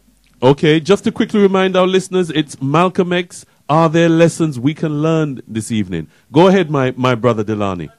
And this is a very instructive lesson, especially dedicated to the brother that just called, because we want to get stuck on religion and don't want to get stuck on the liberation process. Malcolm X was awakened and was committed to the liberation of African people. He was awakened by the condition that African people was facing. And it just so happened to be that along the road, it was Islam that introduced him to greater teachings and greater learning. However, Malcolm X said this, and I quote, "No religion will ever make me forget the condition of our people in this country. No God, no religion, no nothing will make me forget it until it stops, until it's eliminated." I want to make that point clear. Right. That was said by Malcolm X. So this idea that somehow religion is going to change Malcolm X thinking, he clearly stated that. The way he sees his people, the condition, the struggle that his people is engaging, no one is going to take him off the track. So I feel that he was at a higher commitment to his people and to his struggle than a higher commitment to a faith. If the information come forward to show that he has a greater guidance system within the liberation of his people, Malcolm X was going to go with the truth. He was going to go with honesty. I am convinced of that. All right. At the time when Malcolm X became awoken, we were coming out of a Judeo-Christian paradigm as a people. We, the vast majority, if not 100% of the mind of our people were locked into a biblical framework, a religious framework. So it was natural to move from the Bible to the Quran. Yeah. It was natural to move to anything that explained the world, especially if it was an alternative to what the European gave. And it became appealing. Absolutely. For many of our people to move towards Islam and Hebrew Israelites and other type of teaching within our community. But one thing they all have in common, they're all biblically based. They're all doctrinal based. Now, and one of the reasons why we went for those alternatives is because we weren't properly introduced to who we are as Africans. Who we are as Africans, that was not in the picture. And now we're beginning to pull back the layers and pull back the disguises, and we begin to see that there was a true African in us that was smothered by Islam and it was smothered by Christianity, and many forces came and dampened down the original Africanness in us as African people. Islam was birthed in just the other day. Christianity, as we know it, was birthed just the other day. We are an ancient people. These are foreign doctrines. No matter how we are introduced to them, we have to face that reality. As African people, we have our own African modality, our own African culture that can stand the test of time. Well said, Brother Delani. Thank. And I know time is running, my Yes, my brother. And other callers are coming on the line as well. I'm so sorry to take so much time, but I just have to explain that point. No, it's a very important point that you're making. But see what Muhammad did. He introduced an aspect of Omowale Malcolm X's life where there is some controversy. A lot of people out there do have similar views to what is expressed here. So it's an opportunity for callers like yourself to put things back into the true context, as we would say. Yeah, so it's a very important call that you're making, my brother. Yeah, and I know we operate within time constraint, and I do. Yeah, and we've got callers lining up, waiting. Please, my brother. So yeah, and I'm gonna land and let you continue your show. But it's and as Brother Bandaka can confer, it's not always an easy and a fixed, quick answer to explain this phenomenon. Absolutely, but you've done a very good job in introducing that. Thank you very much, Brother Delani. We have to move to our next caller. Thank you again. Tendai Amore, brothers and sisters. Brother Delani was Brother Delani was calling on 07538 005 634. You can do the same, brothers and sisters, or you can call 07983 852 952. If you want to leave a text, you can do so on 07572 222 156. Tendai Marihu. We are, and because we are, therefore I am. Tendai Murray, yes, you're tuned to Africa Speaks with Alkebu-Lan on Galaxy Radio 102.5 FM, www.galaxyafiwi.com, the only de-brainwashing station. And de-brainwashing is definitely what we're doing this evening. Tendai Murray, we got Brother Shakara on the line. He's going to be joining us shortly, brothers and sisters. Tendai Murray. Oh, Tendai Murray. Brother Shakara. Tendai Murray, welcome to Africa Speaks with Alkebu-Lan. What's your contribution this evening? Yes, greetings. I also want to say it's a pleasure to be, flooding the airways with the spirit of Omowale Malcolm X. I want to big up Brother Kane there, and the entire organization of Black Unity, including my top sister, Sister Kush, up there in Birmingham. You know what I mean? And just to big up the whole family over there, and just to reiterate as well the importance of what he said in terms of crystallizing the legacy of Omowale Malcolm X, and that work in terms of Year X, and what we're calling OMX 50 or Omowale Malcolm X observance is so very, very, very, very important. And the reason for that was partly displayed by two callers ago, Brother Mohammed. I'm so sorry that I missed the last call because it sounded like it was a serious one. But this work is so very important in the sense that there are many people who would like to distort the legacy of Omowale Malcolm X, and not just in terms of the relationship with Islam, but his race politics and so on and so forth. You have all kinds of reductionist types of historians who would like to depict man as a man who reformed into some integrationist kumbaya type figure following a trip to Mecca, which is a total nonsense. And that, one of the things that always interests me with the quote-unquote Islamic revisionists is that these people will often belittle the impact and the relevance of the Nation of Islam and the work of the Honorable Elijah Muhammad when they try, in as much as they try to suggest that Malcolm X transformed himself because of Islam in particular.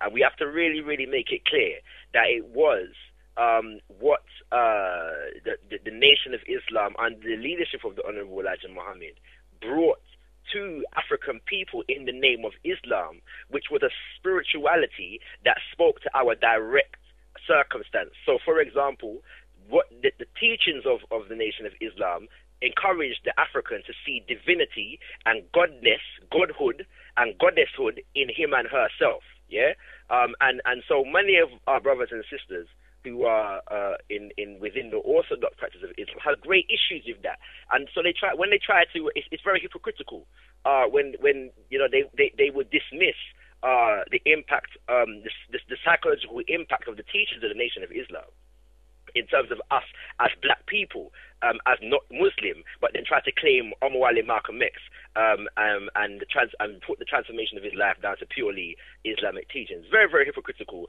and we should put that to one side. Well, not really put it to one side, but could.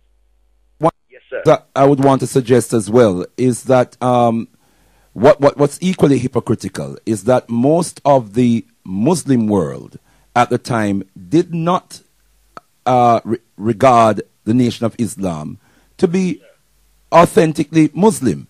Most definitely. Yeah. Tendai Mwari. At the same time, I think that the prevalence of or the growth of Islam in the Western world has a lot to do with the growth and development of the Nation of Islam. But I want to make it clear that as Amos Wilson put it when he was expounding upon the relevance and the significance of what Elijah Muhammad taught, it was a spirituality that suggested that it wasn't enough for you to serve God, but God has to serve you. Okay. And so, Shakara, make that clear. Yes, sir. Sorry, we're going to have to tie it up. We've got a few other callers on the line, but give thanks for your... But yeah, I'll leave it there. Right? Yeah, well, you can call back a little bit later. Tendai Mwari. Give thanks, young brother. Tendai Mwari, we got Brother Bob on the line. Tendai Mwari, Brother Bob. All right, Tenda Amwari. Brothers and sisters, we just heard from Brother Shakara there. 07538 005 634 are the numbers to call, or 07983 852 952. Brother Bob, Tenda Amwari, welcome to Africa Speaks with Alkebu-Lan. I hope I'm coming through, right? I turned my radio down to Wonderful, you're coming through loud and clear. But it's quite possible that the last caller touched on a few points which I would like to touch on. Go ahead, my brother. Yeah. So basically, our brother Omowale. I'm not familiar with the name Omowale. Can you spell that for me? Omowale. Omowale. Yeah. That's it. Is that an African name? Yes. It's a Yoruba name from Nigeria. Yoruba name Omowale. Yes? Yeah. Okay. So basically, brothers and sisters. Our brother Malcolm X, Omowale Malcolm X, was caught, as Americans would say, between the rock and the hard place in his pursuit of finding some unity between our people, our Black African people, and the culture and the race he was living amongst. Unfortunately, he chose a hard place instead of the rock. Now you know the kind of metaphor the rock is used for. We break it down to our listeners, my brother. Well, the rock is the place where you go for solace, where you go for salvation. You know, I'm not a religious, but even Jimmy Cliff in the Jimmy Cliff song, the Rude Boy song, right? Sing about when you go to the rock, you're not going to find the rock ain't going to be there because you made a mistake. Right. If you can get to the essential of your point, essential aspects of your point, because you've got a number of callers lining up. That, if you can get to the essence of your point, because what I'm trying to make, if you make a choice between a higher state of life, and then you have to revert back to what you would say a more convenient state of life to please other people. It's quite possible, and it actually showed in the minds of Omowale Malcolm X that he tried to compromise his situation, and it did not work out for him. So in what way did he try and compromise? Although he left a great legacy of care and humanity and an African centric ideas. What he could have done, he should have strengthened his Islam, and then showed as an example what can be done using such a method and path. Anyway, that's all I would like to say. All right, Brother Bob. Thank you very much. Tenda Amwari, that was Brother Bob there. 07538 005 634 07983 852 952, or text us on 07572 222 152. Do we have another caller, Sister Kai? Not at the moment, apart from Brother Desiree. He said, rise up. He liked Brother Dida Bandaka's response to... right, the callers coming through there. And I've got a few texts to read. I just want to, before we bring you in, caller, hold the line. Yeah, if you take your set down as well, take your radio down. Take your volume down, please. This text says... I'm trying. All right. This text says, blessed love, my family, great uplifting show. Because of Malcolm X, white men got vexed. And that's from Nolan. We've also got one. It says, family, Vudum, when I hear Dr. Abu, I see Malcolm X in my mind.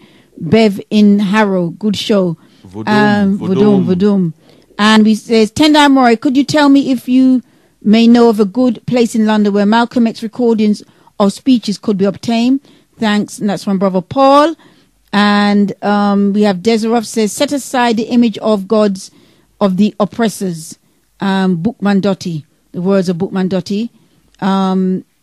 Throw over the image of the white man's God, yes, which has often brought us to tears. That's right. Listen to the God of liberty that speaks in all our hearts. Hold the line, my sister.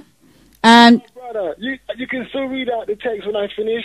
It won't take long. All right, go on through. What's your name? Rabim Shah from Northwest London. All right, go ahead, my brother.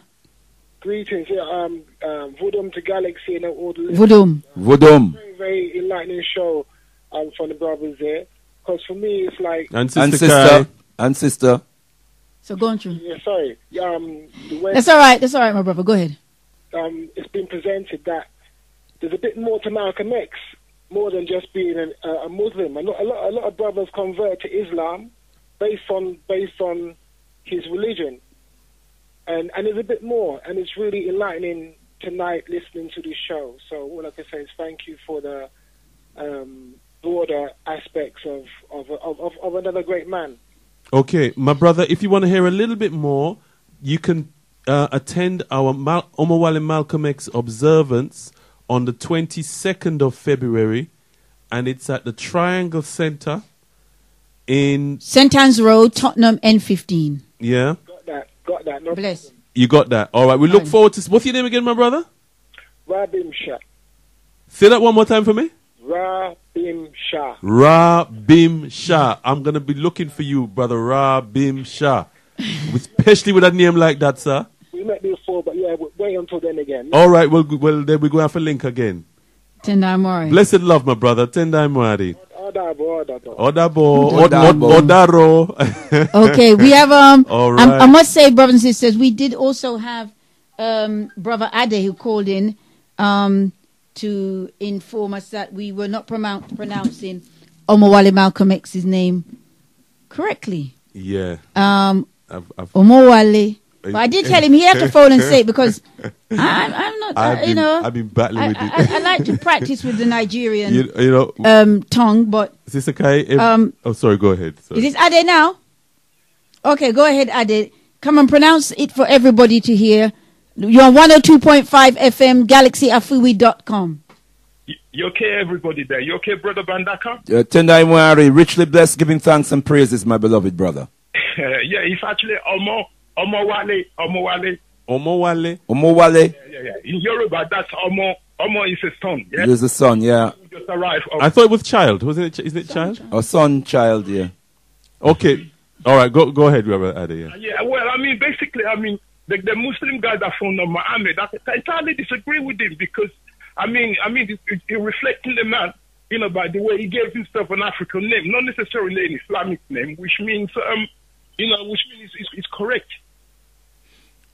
Yes, and he said it's the most treasured honor that he has ever received. He already had El Hajj Malik El Shabazz, but when he was given the name Omowale in Nigeria, he said, and I read the quote from his autobiography, page 466, if anyone cared to source it for themselves, that this was the most treasured honor he had ever received. His own words, Tendai Mwari.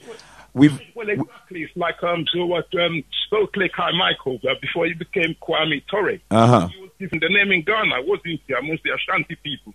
Anyway, Brother Banda, I can leave it as that, yeah? Cheers, great show. Anyway. Tendai Mwari, Brother Ade. Thank you for your contribution. We have a clip of the speech lined up. I hope we're going to get the chance to play. It's about 2 or 3 minutes. We do, Brother Leader. So we can hear from Omowale Malcolm X himself. Yes, Tendai Mwari. I just want to give brothers and sisters some more information because there's going to be a whole heap taking place this year. But Power Youths and Army, the Alkebu-Lan Revivalist Movement Youth, presents Power Films. And they will be screening Make It Plain. Brilliant film documentary on Omowale Malcolm X, and you're going to hear a lot of his words yourself. And that will be taking place that's next Wednesday, the 11th of January. And that will be taking place at Mama Africa Culture Shop. Sorry, 11th of February. And that's 282 High Road, Leighton, E10, 5PW, Mama Africa Culture Shop. Mama Africa Culture Shop, 282 High Road, Leighton, E10, 5PW, and that's from 7 p.m. and that's Power Films, and it's Make It Plain. So if you go on alkebu-lan.org, you will get all the information that we're giving you now. Isn't that Malcolm X Make It Plain?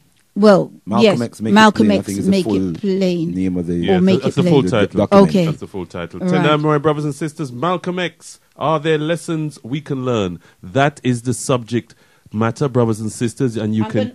Go ahead, sorry. And you can connect with us on 07538 005-634 or 07983-852-952. Tenda Amore. I just want to do a quick clip from Malcolm X Ballot or the Bullet speech. Tenda Amore. Before we get into it, since this is the year of the ballot or the bullet, I would like to clarify some things that refer to me personally concerning my own personal position. I'm still a Muslim. That is, my religion is still Islam. The ballot or the bullet. The ballot or the bullet explains itself. But before we get into it, since this is the year of the ballot or the bullet, I would like to clarify some things that refer to me personally concerning my own personal position. I'm still a Muslim. That is, my religion is still Islam.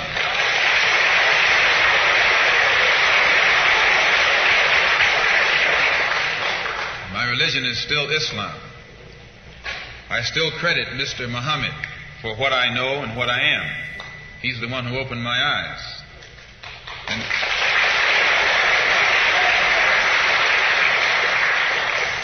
at present, I'm the minister of the newly founded Muslim Mosque Incorporated, which has its offices in the Teresa Hotel right in the heart of Harlem. That's the Black Belt in New York City.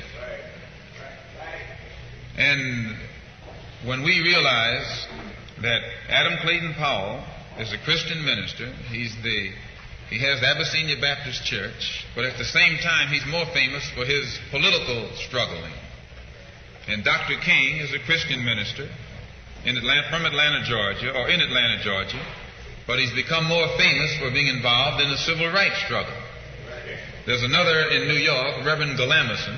I don't know if you've heard of him out here. He's a Christian minister from Brooklyn, but has become famous for his fight against the segregated school system in Brooklyn. Reverend Cleage, right here, is a Christian minister here in Detroit. He's the head of the Freedom Now Party. All of these are Christian ministers.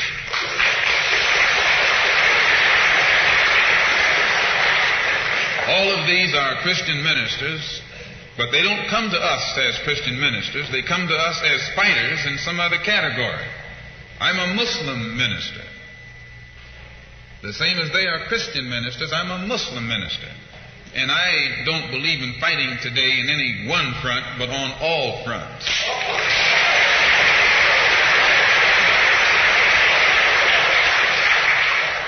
In fact, I'm a black nationalist freedom fighter.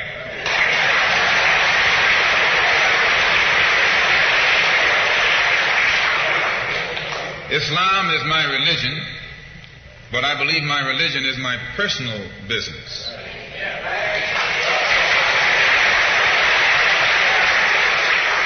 It governs my personal life, my personal morals, and my religious philosophy is personal between me and the God in whom I believe, just as the religious philosophy of these others is between them and the God in whom they believe. And this is best this way.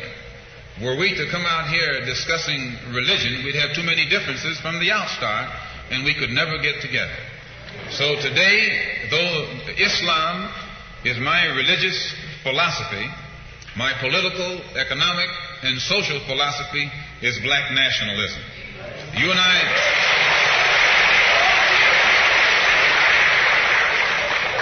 As I say, if we bring up religion, we'll have differences, we'll have arguments, we'll never be able to get together. But if we keep our religion at home, keep our religion in the closet, keep our religion between ourselves and our God, but when we come out here, we have a fight that's common to all of us against the enemy who is common to all of us. Tonight, my brothers and sisters, you're tuned to Africa Speaks with Alkebu-Lan on Galaxy Radio 102.5 FM, www.galaxyafawi.com. There's Omowale Malcolm X there, brothers and sisters, definitely making it plain. We got a Brother Kweku on the line. Oh, Brother Huey on the line. Tendai Brother Huey. Yeah, greetings and peace, profound, positive vibrations for positive solutions. Black power to you. Black power. Beautiful to be able to call in on such a great man and great hero to our people. I would like to say that a lot of the time that credit is never given to the teacher of Malcolm X, the Honorable Elijah Muhammad. And you had a previous caller that was... breaking it down. About Islam and not mentioning Islam. His most profound time was within his 13 years within the nation, and most of the Islamic world only want to credit Malcolm after Malcolm left the nation, and want to say that he only saw white Muslims after he traveled to Mecca, which was wrong, because actually Malcolm went into the Islamic world in the late 50s when Elijah Muhammad couldn't travel to Yemen, Oman, and some other parts of the Islamic world. So it weren't true that Malcolm only ran into these Orthodox Muslims after he left the nation. And so, and again, because of the teachings, that teaching was evident to black people, where an Orthodox teaching of Islam wouldn't have woken Malcolm up like it could have woken up a Muhammad Ali, or woken up a Farrakhan, or woken up someone like that. So, Orthodox is Brother Huey, Muslims need to understand that the power of Orthodox. Just to let you know, Brother Huey, that subsequent shows in the month of February we'll be featuring the legacy of Omowale Malcolm X, so you can call in subsequently on future shows in the month of February. But we're short of time now. And we've got another caller on the line, so we got to close. We got to go. So thank you very much. Thank you very much. Thank you very much for your call. Tendai Amore. Brothers and sisters, you're tuned to Africa Speaks with Alkebu-Lan and Galaxy Radio 102.5 FM. Tendai Amore. Brother Leader Bandaka? Closing comments, please, from you. Tendai Amore. Tendai Amore. Well, we hope that the words of Omowale Malcolm X himself clears up that discrepancy about the way we have approached the program this evening and the emphasis that we have put on his... I'm sorry to interrupt you, Brother Leader, but it's just been announced that we have an extension this evening.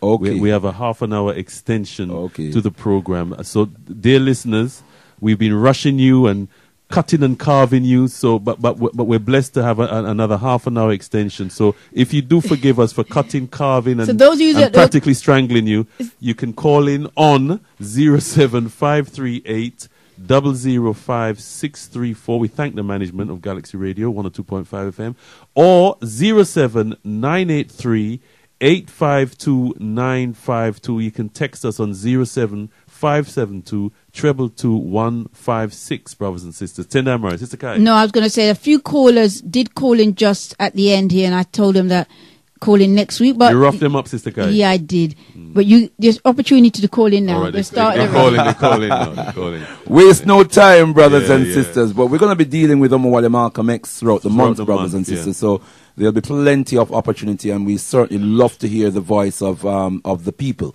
Tendai Amore. Tendai Amore, that sounds like the voice of Brother Kweku. Tendai Amore, Brother Kweku. Tendai Amore. Welcome to Africa Speaks with Alkebu-Lan with our extended half an hour, my brother. Yeah, I'm glad. I'm very glad for that, for the opportunity to speak. I want to rise up yourself, I want to rise up Galaxy Radio, and a powerful show. And I want to rise you up on how you handle the Muslim brother. I'm not sure if he was Orthodox or whatever. But anyway, yeah, I want to rise up brother, the young brother Kainde, if I pronounce it correct. Kainde, yeah. Yeah, brother Kainde. Organization of Black Unity. Yeah, for the year-long program what he's got devoted to Baba Omowale Malcolm X, you know. And the question which you raise is, what can we learn from the life and legacy of Omowale Malcolm X? I would like to say, are there lessons we can learn? Lessons, yeah. Yeah. We can learn from there, yeah.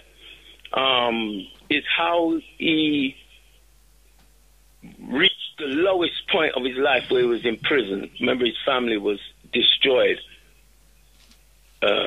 His mother they took her into a madhouse, yeah. They killed his father, they destroyed his family. And he went to the lowest point where he was in a life of crime, as you rightfully said. No, it was how he rebuilt himself. Yeah? It's not only how he rebuilt himself, it's also that how he dedicated his life to speaking truth to the wickedness that was being perpetrated on our people. Yeah? He was the exemplar of black male courage that we hadn't seen since time of Papa Garvey. You know, as Baba Ozzy Davis said, he was our shining black prince. You know, he was the backbone which we long to see in our daily lives. And if you take that lesson to now, you're finding young men who they claim they're of the Muslim faith, like what happened in Greenwich, and they're killing on behalf of the atrocities that's going on in Arabia with Arabs. You mean the Arab world? In the Arab world. Yeah. Arab women and children who are dying. And forgetting the millions that are dying in Congo, you know, and all over Africa. Word, son, my brother. So I would like to say, if you claim to be a proud or strong black man, stand up for your own. That's what Papa Omowale Malcolm X did. He said, he's still a black revolutionary. He was still fighting for black nationalism. That means a nation, a life of our own. So I said to all those who claim that they're Muslims, stand up for your own, stand up for Africa. Papa Garvey say, hear all, but attend only to that which concerns you. That's right. Exactly. Word song. Right. Otherwise, you're just a coward as how you accuse others. Absolutely. My brother, we have another caller on the line. Tatenda, thank you very much for your contribution, Brother Kweku. Tenda Amari. You're tuned to Africa Speaks with Alkebu-Lan on Galaxy Radio 102.5 FM, www.galaxyafiwi.com, the only de-brainwashing station. We have another call on the line, and it is none other than Brother Kwame from Nottingham. Tenda Amari, Brother Kwame from Nottingham. I just want to say Tatenda Adupwe, I think is the right way, Adupwe. Tenda Amari and Tatenda for the great work you're doing in Nottingham, my brother, and also giving our movement the opportunity to interact with our brothers and sisters in Nottingham on your wonderful, wonderful radio program. Tenda Amari. Brother Leader, I'm sure you want to echo that before we bring in our brother Kwame. Ditto, ditto. Ditto, ditto. Tenda Amari. Greetings, Brother Kwame. Greetings, good evening. Tenda Amari. And just to give Brother Leader the feedback that I've been getting from some of my listeners, that they enjoyed wholeheartedly some of the presentation that you made last strong, and they really felt privileged and blessed to hear such great presentation from a wonderful speaker, and they would look forward to the day when you can come to Nottingham to see you in the flesh. All right. Some more reasons. We say Rumbidzo Kunamwari, to Jah be the glory, my brother. Excellent. To the Creator be the glory. All praise is due to the One Most High. My point I'd like to make about Omowale Malcolm X is that there's 3 points. One, we should value our leaders when they are alive, not when they're dead. When the great man was alive, many of us did not know or misunderstood him to be a radical rabble-rouser. But now that he's gone, we've since understood the worth of the man and what he really stood for and what he really wanted. 2, we must never allow the European to defy and who our so-called leaders are. They always like to uphold Nelson Mandela and Martin Luther King as what is worthy as black leaders. But Malcolm X, Kwame Nkrumah, Patrice Lumumba are more, and even to an extent, to a degree, Robert Gabriel Mugabe are more of a black leaders than the ones that the Western media like to put up there for us. And I think the most important aspect of Malcolm X is that we must remember this, and I don't think we have not learned the lessons of history, is that we ourselves tend to do the enemy's bidding in the sense that we allow the enemy to destroy our great leaders. For example, obviously, what happened to Omowale Malcolm X is well documented. Members of the Nation of Islam were part of this assassination. The same way that, Uncle Thomas betrayed Patrice Lumumba. The same way Asante Dr. Kwame Nkrumah was betrayed by the cancer of corrupt Ghanaians. Yeah. Word sound. Gaddafi was corrupted, by his own people. And the same Brother Kwame, sorry, I hear the point you're making when you say members of the Nation of Islam, but I think we need to note that the Nation of Islam was also thoroughly infiltrated. Yes. I think it's important to mention that because these, it was thoroughly infiltrated. And this is the point I'm making, that we should not allow ourselves to allow the enemy to come between us, to take out our leaders. And that is the one most important lesson of Omowale Malcolm X. Yeah. Which subsequently we haven't learned the history of. Because when we look at all of our revolutionary leaders and our organizations, we've allowed the enemy to come in between them and destroy, those wonderful leaders. I mean, you had the program, I think, a fortnight ago about the legacy of Patrice Lumumba. Absolutely. It was the enemy between us that allowed the enemy to come amongst us and kill our brother Patrice Lumumba. It was the enemy who came amongst us, who came in between us, who allowed us to destroy Asante Dr. Kwame Nkrumah. It was the enemy amongst us, in us, within us, who allowed the external enemy to sustain Dr. Martin Luther King. So that's I'm making that when it comes to Omowale Malcolm X. Okay, my brother. Well, as usual, I want to thank you for the work you're doing, and also for your always enlightening interactions that we have, my brother. Thank you very much for your contributions. Give thanks. That's Brother Kwame from Nottingham. Yeah, blessed Brother Kwame. Give thanks and praises once again, yeah? Our brother was tuning in on, brother was calling in rather, on 07538 005 You can also call in on 07983 852 952. You can also text 07572 222 156, brothers and sisters. And you can also join us on Alkebu-Lan.org, where you can join the discussion Africa Speaks. Malcolm X, are there lessons we can learn, brothers and sisters? What lessons can you learn? You've heard Brother Leader and others speak about the great legacy of Omowale Malcolm X. I know a lot of young people, young men in particular, are inspired by the way our Papa Omowale Malcolm X speaks truth to power in a non-compromising way. Sister Kai, do we have a caller We there? do. We have Mudada Simba. Tendai Mwari, Mudada Simba, welcome to Africa Speaks with Alkebu-Lan and Galaxy Radio. What's your contribution this evening? Tendai Mwari. Tendai Mwari. Apologies, I've listened, looked in late, so I've heard like the last 3 or 4 quarters that I've called in. Very interesting topic, and I think that is something that the lessons that can be learned, and I think it's something that we have to look at for other parts of our history and culture as well. What lessons do we actually learn from our great historical leaders, but also great historical events that have taken place? And I think 2015, more than any time in our history, we need to start studying our history and our culture a lot more, because it seems that as a people we're not going anywhere in a hurry, anywhere positive in a hurry.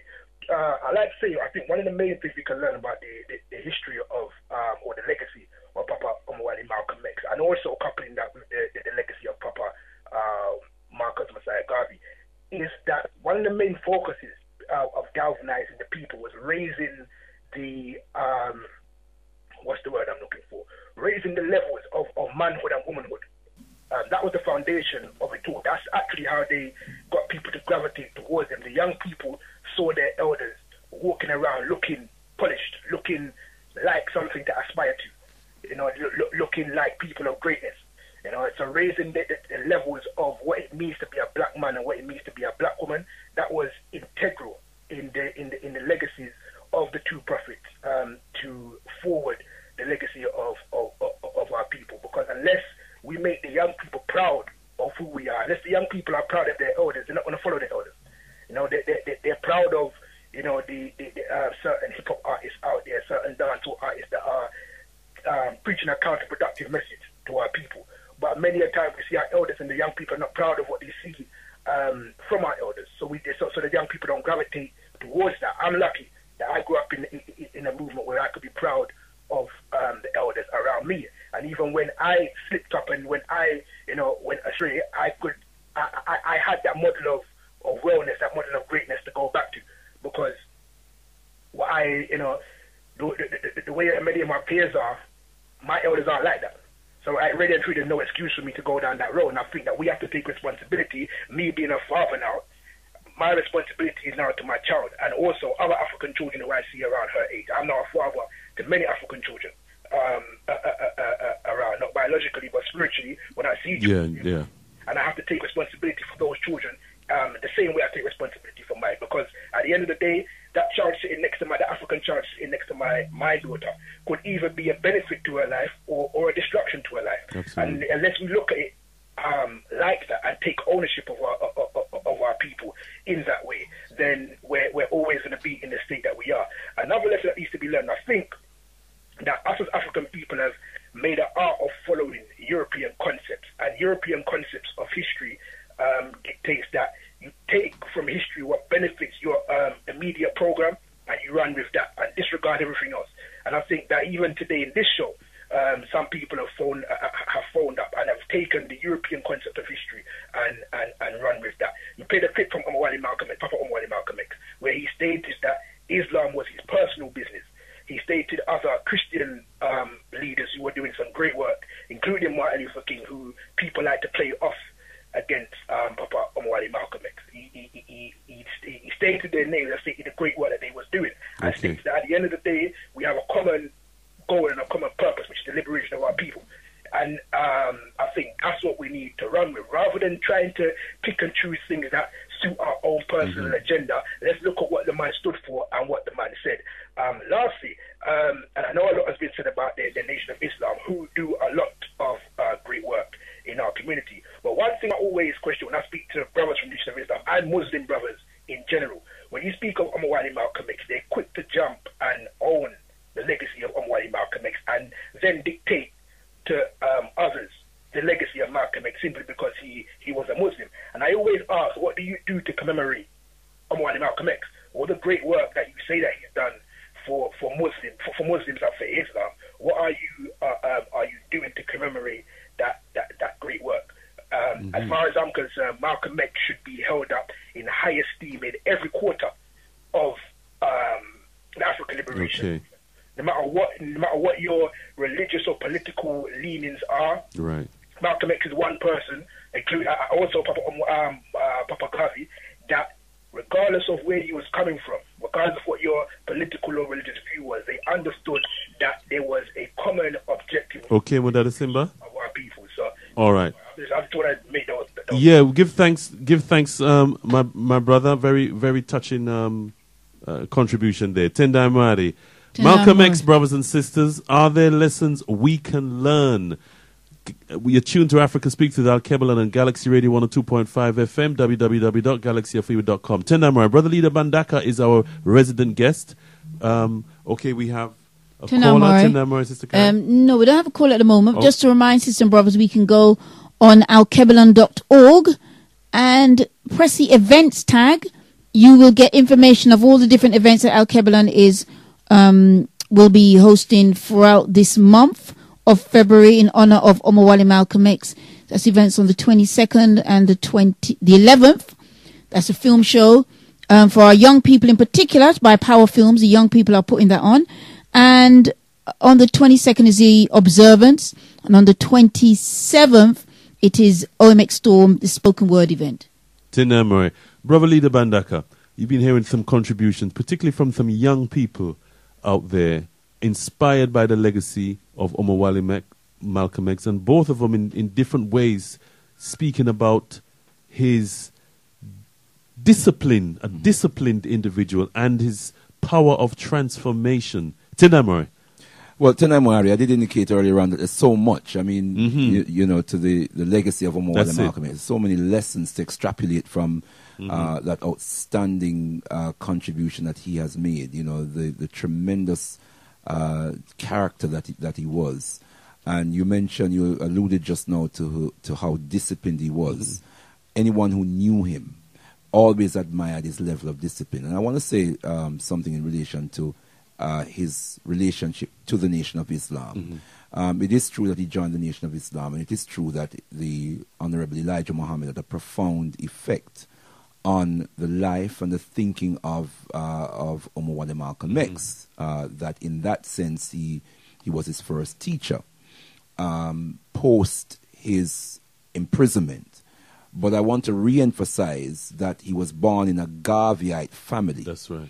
And raised in a Garveyite family, to the extent that his father was a local branch president and his mother a branch secretary and publicity secretary subsequently for another UNIA-ACL branch. UNIA-ACL, of course, being the organization that was established by the Most Eminent Prophet King, His Excellency Mosiah Garvey. I do also want to say that it is a matter of historical record that Elijah Muhammad, the founder and first leader, spiritual leader of the Nation of Islam, was also a member of the UNIA-ACL. And that if one looks at the dress code and the general ethos of the Nation of Islam, deportment, the general deportment and the general manifestation, symbolisms of the Nation of Islam, in the early days and still to now, and if you look at those of the UNIA-ACL, the Black Cross nurses, yes, you can see much of how the Nation of Islam manifested itself as a carbon copy of the imagery and manifestations of the UNIA-ACL. There is no question about that fact.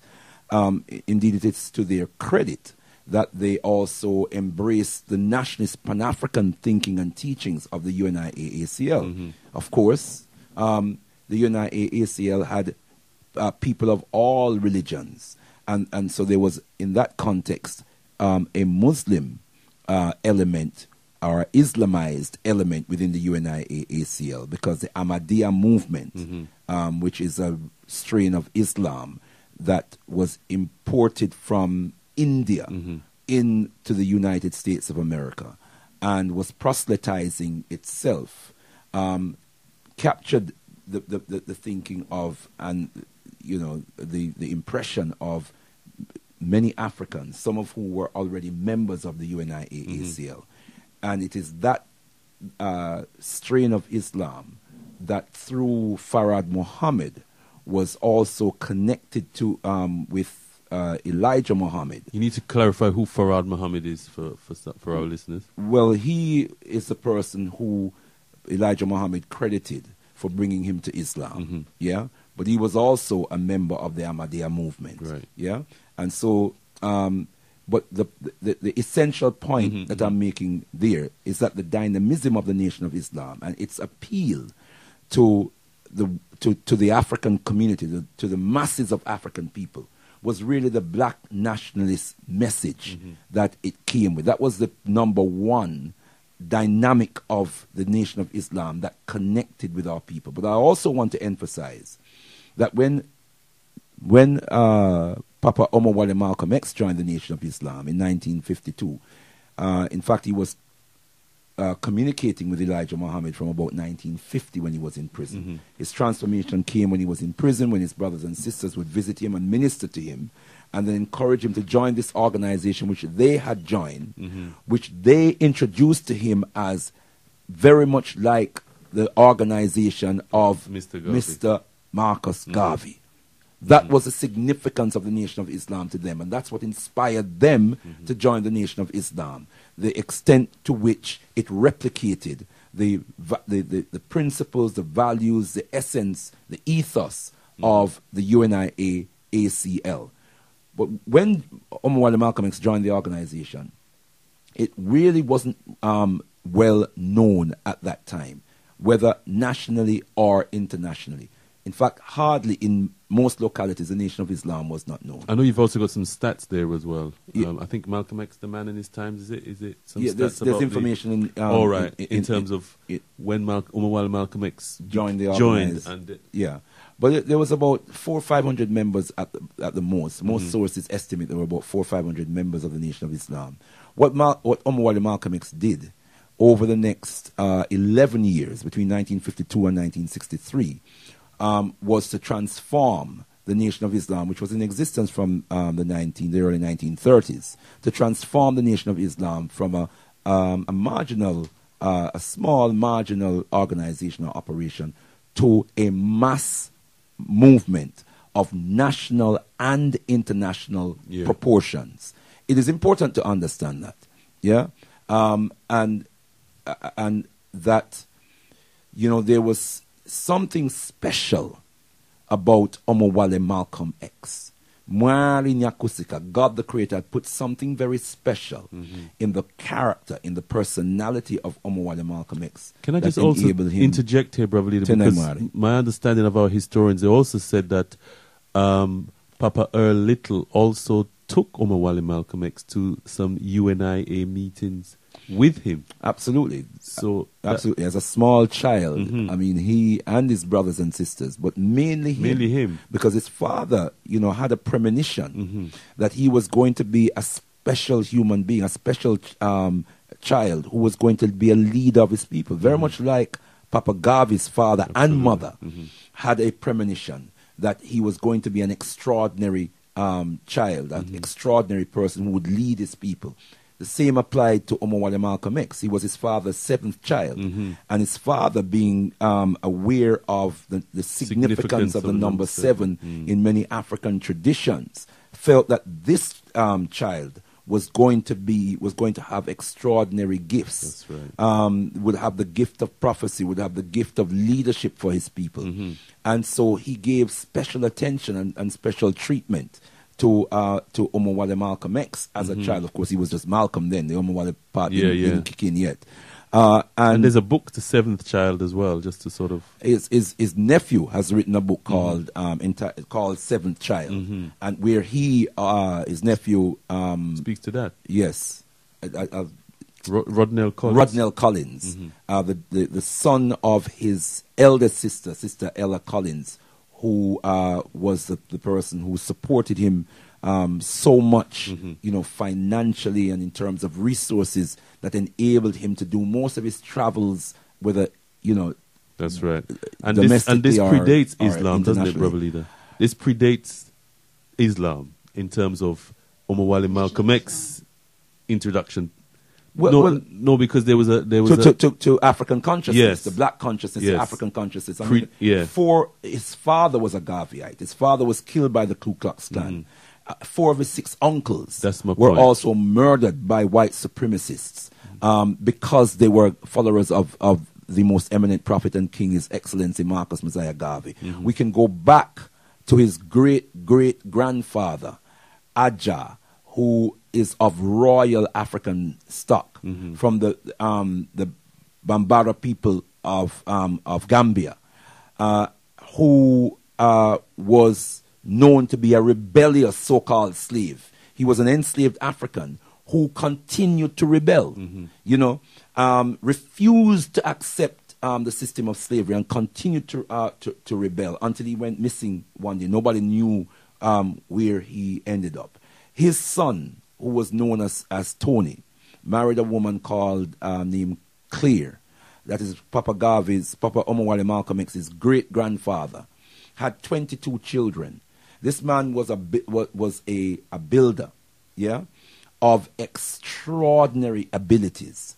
And one of the things that he instilled, when we talk about Omowale Malcolm X and his acumen for economic development, that acumen that he brought into the program and the development of the Nation of Islam is something that was instilled in the family lineage, going back to his great-grandfather, who bought a lot of land, as much land as he could buy.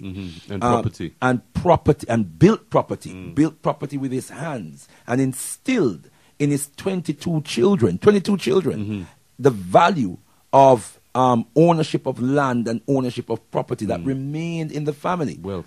That thing about, owning, having possession and ownership of material wealth and natural wealth and so on. So that is where the consciousness, it was already ingrained in the lineage and in the ethos of the family values of the little family.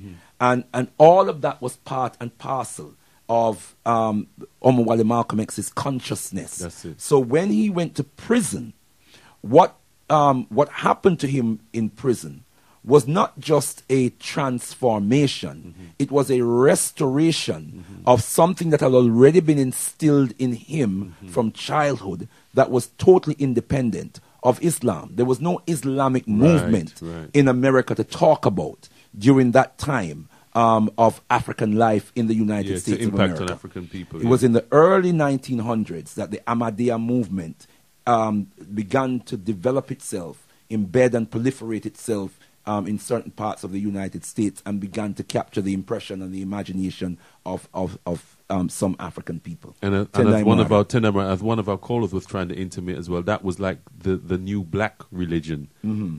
Islam was perceived in that way as the Tenamari. As the answer to white Christianity, basically, is what through the Moorish Science Temple and Tenamari.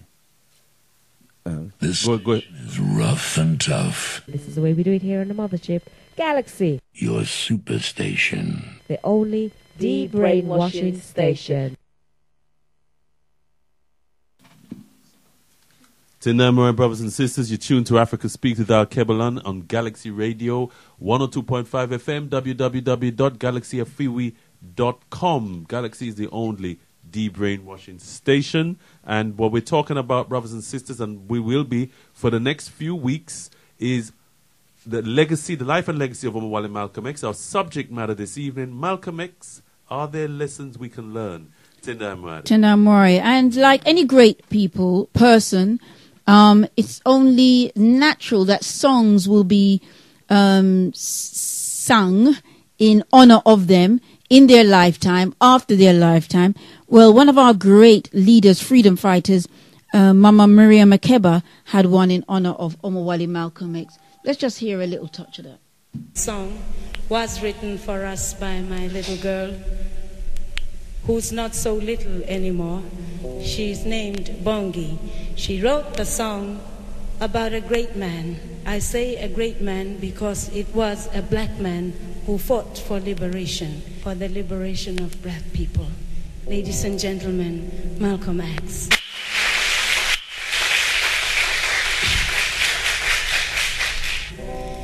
Everybody seems to be preaching revolution, though no one ever seems to show appreciation to that man over there who brought about a new generation. Yeah, to that man who brought about a new black nation.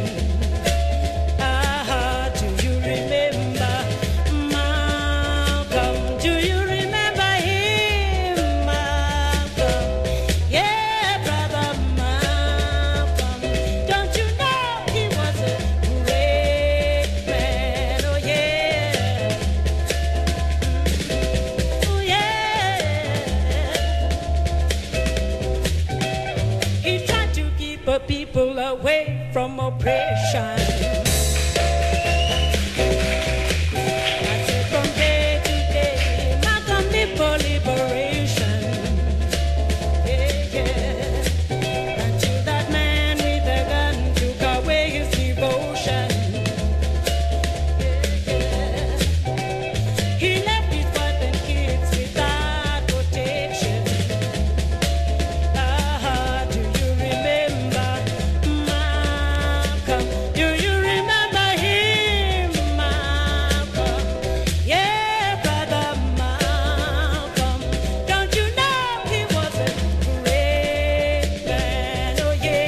Tender my brothers and sisters, you're tuned to Africa Speaks with Alkebu-Lan and Galaxy Radio 102.5 FM, www.galaxyafiwi.com.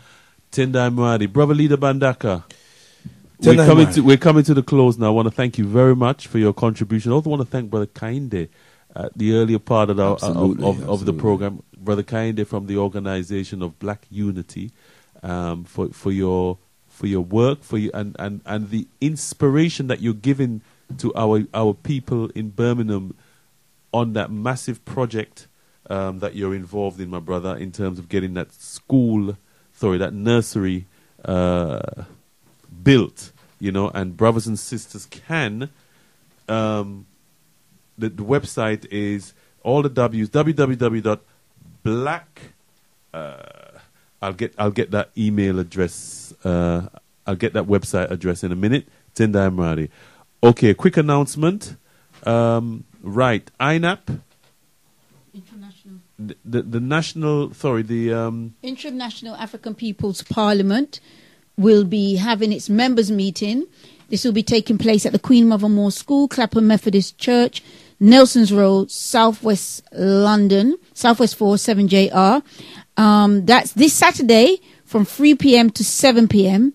Here are the plans for the 2015 National Black People's Day of Action, which also will be taking place on the 2nd of March, which takes place every year. So, brothers and sisters, the International African People's Parliament is calling its members' meeting. Those of you who already signed up and got your membership card, you have the opportunity to come along and vote on a number of different discussion areas, topic areas, as well as those who are not necessarily members. You're more than welcome to come. You won't be able to vote unless you can actually sign up at the members' meeting. That's fine. Membership is £10 for the year. So, brothers and sisters, you can go online, inap.org.uk for more information, or to even sign up to INAP. Tendai Mwari. Yes, Tendai Mwari. Brother Leader Bandaka, some closing comments from you, my brother. Yes, Tendai Mwari, we give thanks and praise. I'm wondering what happened to that bottleneck of calls just before, when we got the notice from the management that the time has been extended. We had a few, but we had quite a bottleneck. I think there was some interesting comments that you were making as well. I think people wanted to listen in. I think so, yeah. What you were saying there. Yeah. Quite interesting. Okay, yeah. I love to hear from the people, yeah. But anyway. I think people love to hear from you too, bro. Tendai Mwari, it's been an excellent program. Give thanks and praises to Mwari and Mudzimukuru. I just want to let brothers and sisters know the book Malcolm X, I think it was Sister Kanai that mentioned the book Malcolm X, The Man and His Times, edited by Baba John Henry Clark, who I said was a personal acquaintance, a personal friend, a very close friend and advisor to Omowale Malcolm X. A lot of people don't know that. It's very important. And just to say that the essay that she referred to, and there's a lot of very good essayists who had, significant roles in Omowale Malcolm X's life in this book. Worth getting a copy and reading, brothers and sisters. The essay by Mama Betty Shabazz, his wife and queen, who speaks so glowingly of him as a husband and father, is on page 132. It's also important to read the aims and objectives of the Organization of African Unity, Afro-American Unity, on page 335, brothers and sisters, page 335, and you'll see what that organization was really about. It was not a religious organization, it was a political and cultural organization. Absolutely. And so I close with the words of the Most Eminent Prophet and King, His Excellency Mosiah Garvey, as I always do: unite, organize now, or perish. Rise, you African people, for you can accomplish whatever you will. Tendai Mwari. Tendai Mwari. And I just want to let brothers and sisters know, some of you may be aware of a sister called Hyacinth Maynard, also known as Higher-ites. There is an evening to celebrate the memory of and her life. All proceeds will be donated to Haya's two sons, Raphael and Malik. Her sister Haya passed away tragically a year ago. And this Friday, the 6th, no, it wasn't a year ago, sorry, it was last year, July, last year. And this event will be taking place at the Flyover Portobello, 3 to 5, Thorpe Close, London, West 12. For more information, just go to www.theflyover.co.uk. And it's 9 p.m. till late. That's this Friday, the 6th of February. Tendai Mwari. Tendai Mwari. Brothers and sisters, this has been Africa Speaks with Alkebu-Lan on Galaxy 102.5 FM. Give thanks and praises to Mwari, Nyakusika, God the creator of the universe. Thanks very much to the management and also our producer, Brother Olatunji. Join us again next week, brothers and sisters, between 8 and 10, where we talk it straight and make it plain. Tenda amore.